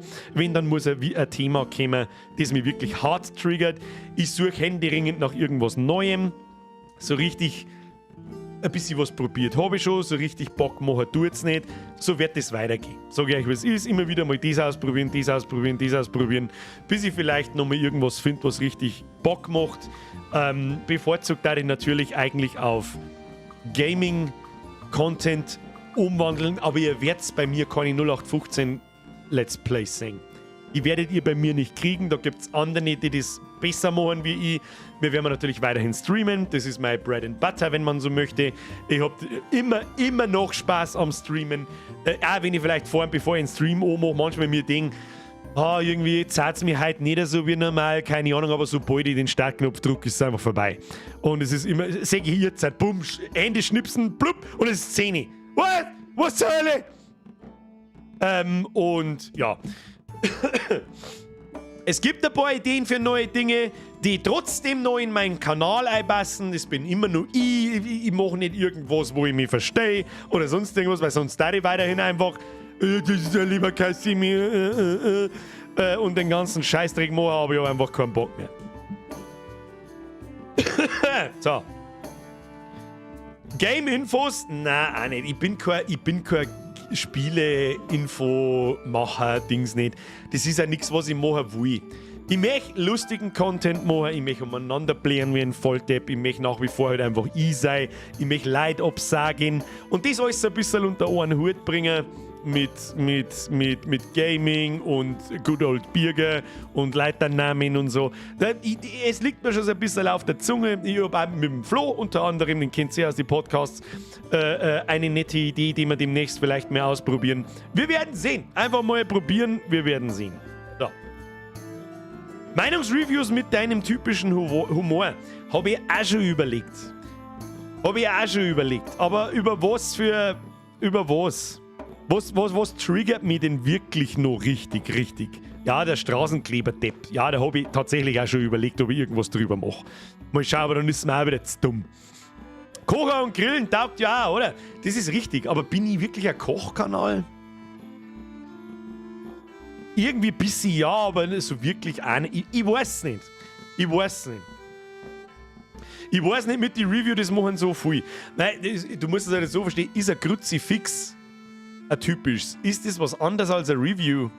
Es ist ein Review. Aber es ist halt einfach, es heißt halt einfach anders. Huel und dieses vegan Fressen kann das testen. Das teste ich nicht lang, weil es mich vom Hocker betreibt. Halt, machst einen bohrisch Grundkurs, auf geht's, ich zeig's dir. Lieber schieß ich mir einen 20 cm langen Zimmerernagel durch beide Kniescheiben gleichzeitig. Kannst ja so mit deinem Humor alte bayerische Gerichte kochen. Es ist egal, wie viel Vorschläge, dass ich jetzt... wir haben ja übrigens wieder mittlerweile, jetzt ist wieder Winter, wir haben ja wieder in dem Loch drin, da wo ich Bock auf gar nichts habe. Ich spiele vielleicht auch ein wenig rein. Weiß auch nicht, aber gut. Egal, was da jetzt für Vorschläge kommen, ich habe keinen Bock drauf. Kann ich da sagen, wie es ist? Wach mit der Biertin zusammen Videos? Nein, da hat's keinen Bock drauf. Du machst, worauf du Lust hast, funktioniert schon. Sprengi, that's the game. Das muss einfach irgendwann, wenn du da zwingst, jetzt unbedingt was Neues, funktioniert das sowieso nicht. Ich sag das, was ist, die beste Idee bis jetzt haben wir eigentlich hat's der Flo gehabt, sag ich dir, was ist. Aber daraus ist dann so ein bisschen die Idee entsprungen, die mag ich jetzt natürlich nicht verraten, kommt dann, wenn's kommt, die ich ganz lustig finden werde. Schauen wir mal. Sowas wie der Diablo Immortal Kruzifix war mal was anderes. Das ist richtig. Aber dazu brauche ich halt auch Spiele, die mich kruzifixen lassen. Dann da das schon.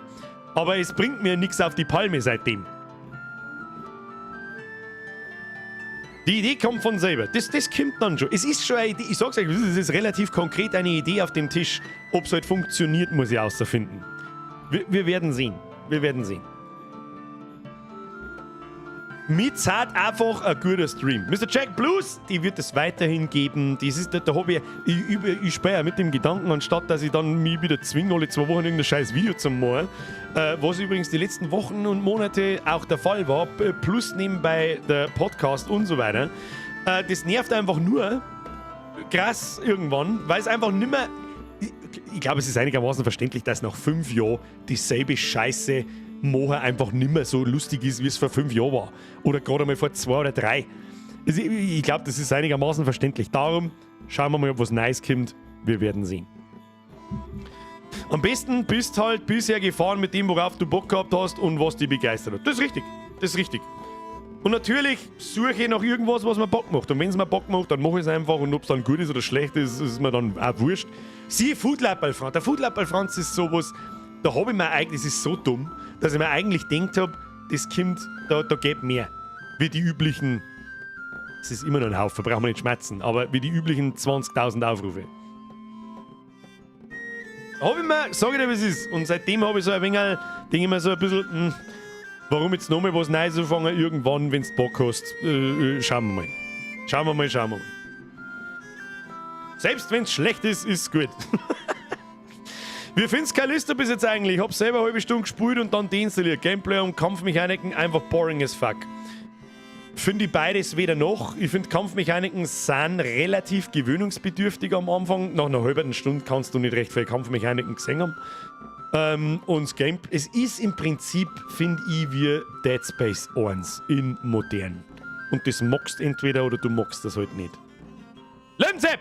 Oder streamst du dann statt einem Video mehr in der Woche? Das wollte ich eigentlich vorher gerade sagen, überlege ich auch. Dann nimmt man halt noch einen Dienstag mit dazu. Weil in Richtung Wochenende mag ich nicht streamen, da mag ich einfach mal Ruhe haben.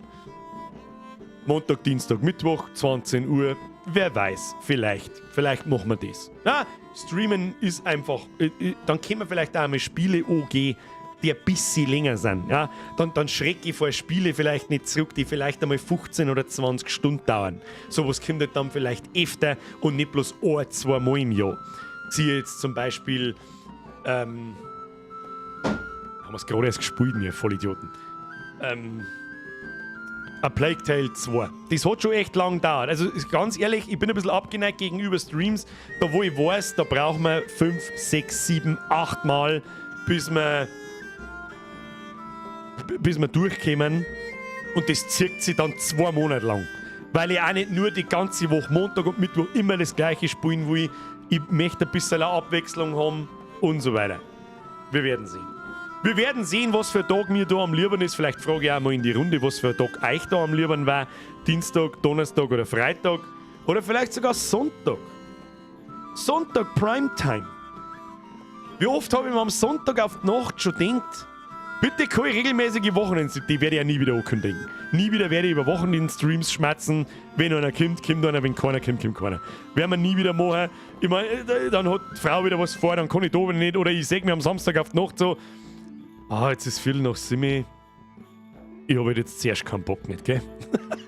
Verdammt, hättest du mal dein Futzen gehalten. Dragon Try! Dungeons and Dragons Stream mit Kani und Flo. Wir können allesamt, wenn wir da sind, können wir nicht Dungeons and Dragons spielen. Haben wir niemals gemacht. Ja.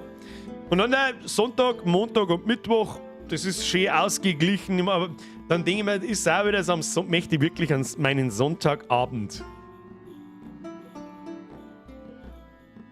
hergehen. Weiß nicht. Der irgendwo der Bürgerin kehrt.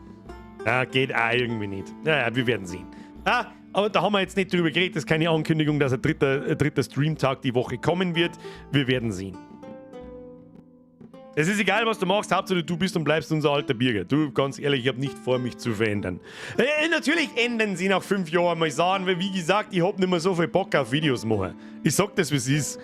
Habe ich einfach nicht mehr. So. Außer mir fällt irgendwann was Neues ein, wo ich voll Bock drauf habe. Wie zum Beispiel ein Podcast. Der macht einfach Spaß, der ist cool, aber es ist halt einfach ein Fanservice-Projekt. Ja, dass der nicht durch die Decke geht und jetzt da 100.000 Leute ausflippen, das war mir auch klar. Aber trotzdem machen wir es gern, weil es einfach schön ist. Gibt es jetzt übrigens im Zweitkanal.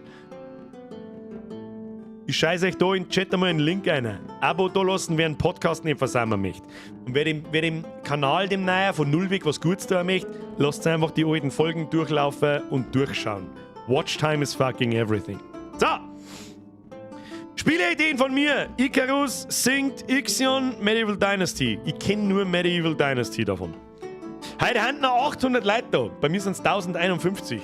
Ja gut, vielleicht wissen manche ja immer noch nicht, dass ich auf Stream und Stream gleichzeitig stream. Ja, herzlichen Glückwunsch. Auf YouTube und Twitch gleichzeitig stream. Aber so wurscht. Ja! Tja, jetzt bei so. Was der wir jetzt? Nix mehr. Es ist Schluss. Das sagt der ich. Es geht auch so ein bisschen in Richtung Urlaub jetzt hier. Ja. Da sinkt meine Motivation auch in den Boden hinein. Mit jedem weiteren Tag der in Richtung Weihnachtsurlaub geht, da wo ich wirklich 2 Wochen nichts hören und singen brauche, singt mein leckt mir alles am Arsch einfach weiter oben. Also wir haben am nächsten Mittwoch, also übermorgen haben wir noch Callisto Protocol. Nächsten Montag weiß ich ehrlich gesagt noch nicht, was wir deren. Vielleicht auch wieder Callisto Protocol. Und am Mittwoch in einer Woche ist der letzte Stream für dieses Jahr. Danach sehen wir uns erst wieder im Januar. Da bin ich dann 2 Wochen nicht da. Keine Videos, keine Streams, kein gar nichts, wie das halt immer so ist. Und da werden wir eine kleine Weihnachtsfeier, Plätschmerz, wie wir es immer machen. Wir werden uns einfach hersetzen und uns einfach wie in den guten alten Zeiten 2,5 Stunden lang einfach unterhalten über was weiß ich, was so treibt, was ich so treibe, was überhaupt und sowieso. Weißt du sehr, was es ist. So, jetzt machen wir langsam Feierabend, schreibt der Herr Riese. Da haben Sie absolut recht. So, Freunde der Sonne, wo ist die Tröte? Wie verdammt, ich kann nicht über die Leute dann wahrscheinlich nicht mehr da am Schluss. Das ist ein bisschen traurig, aber es ist mir egal. Sie sehen es dann schon. Freunde der Sonne, vielen herzlichen Dank fürs Zuschauen. Es ist mir stets, auch nach 5 Jahren, immer noch eine Ehre, Sie belustigen zu dürfen und ich ziehe meinen imaginären Hut. Wer es noch nicht gesehen hat, Donations Schluss, der Jahresmerch ist da. Den habe ich selber gezeichnet, mit sehr viel, ob man das jetzt glaubt oder nicht, ist mir wurscht. Ich habe es mir im Stream sogar zugeschaut. Wie ich das gemacht habe, weiß ich 2-3 Wochen später sowieso wieder nicht mehr, aber egal. Der ist seit einer Woche im Shop verfügbar. Wer noch was braucht, soll sich umtun, dass er es bis Weihnachten heim zukriegt, wenn er es für Weihnachten braucht. Da wird es langsam eng. Es steht bei mir im Shop sowieso drin, bis wann und wann es spätestens da ist. Vielen Dank an alle, die sich so ein Ding genehmigen. Im T-Shirt oder Pulli oder Poster oder Tassen oder was weiß ich, was es für einen Scheiß gibt. Danke für die ganzen Donations. Da ist halt wieder leicht aus dem Ruder gelaufen, habe ich das Gefühl und ich weiß nicht warum. Press Triple F für die Moderatoren, die sich mittlerweile sowieso darum gewohnt haben, dass sie eine halbe Stunde Überstunden machen. So, und jetzt sage ich vielen herzlichen Dank. Vielen Dank für die ganzen neuen Mitglieder, vielen Dank an die ganzen alten Mitglieder und jetzt verpisst euch! Bis Micke, Callisto Protocol, absolute Zerpimmelung. Habe! Merci, vielen Dank und niemals vergessen. Hashtag Strapse. Hashtag Birgers Bumsbusen. Hashtag Fällt euch noch was gut sein? Hashtag. Das ist ein guter. Und jetzt verpisst euch. Ja, bitte.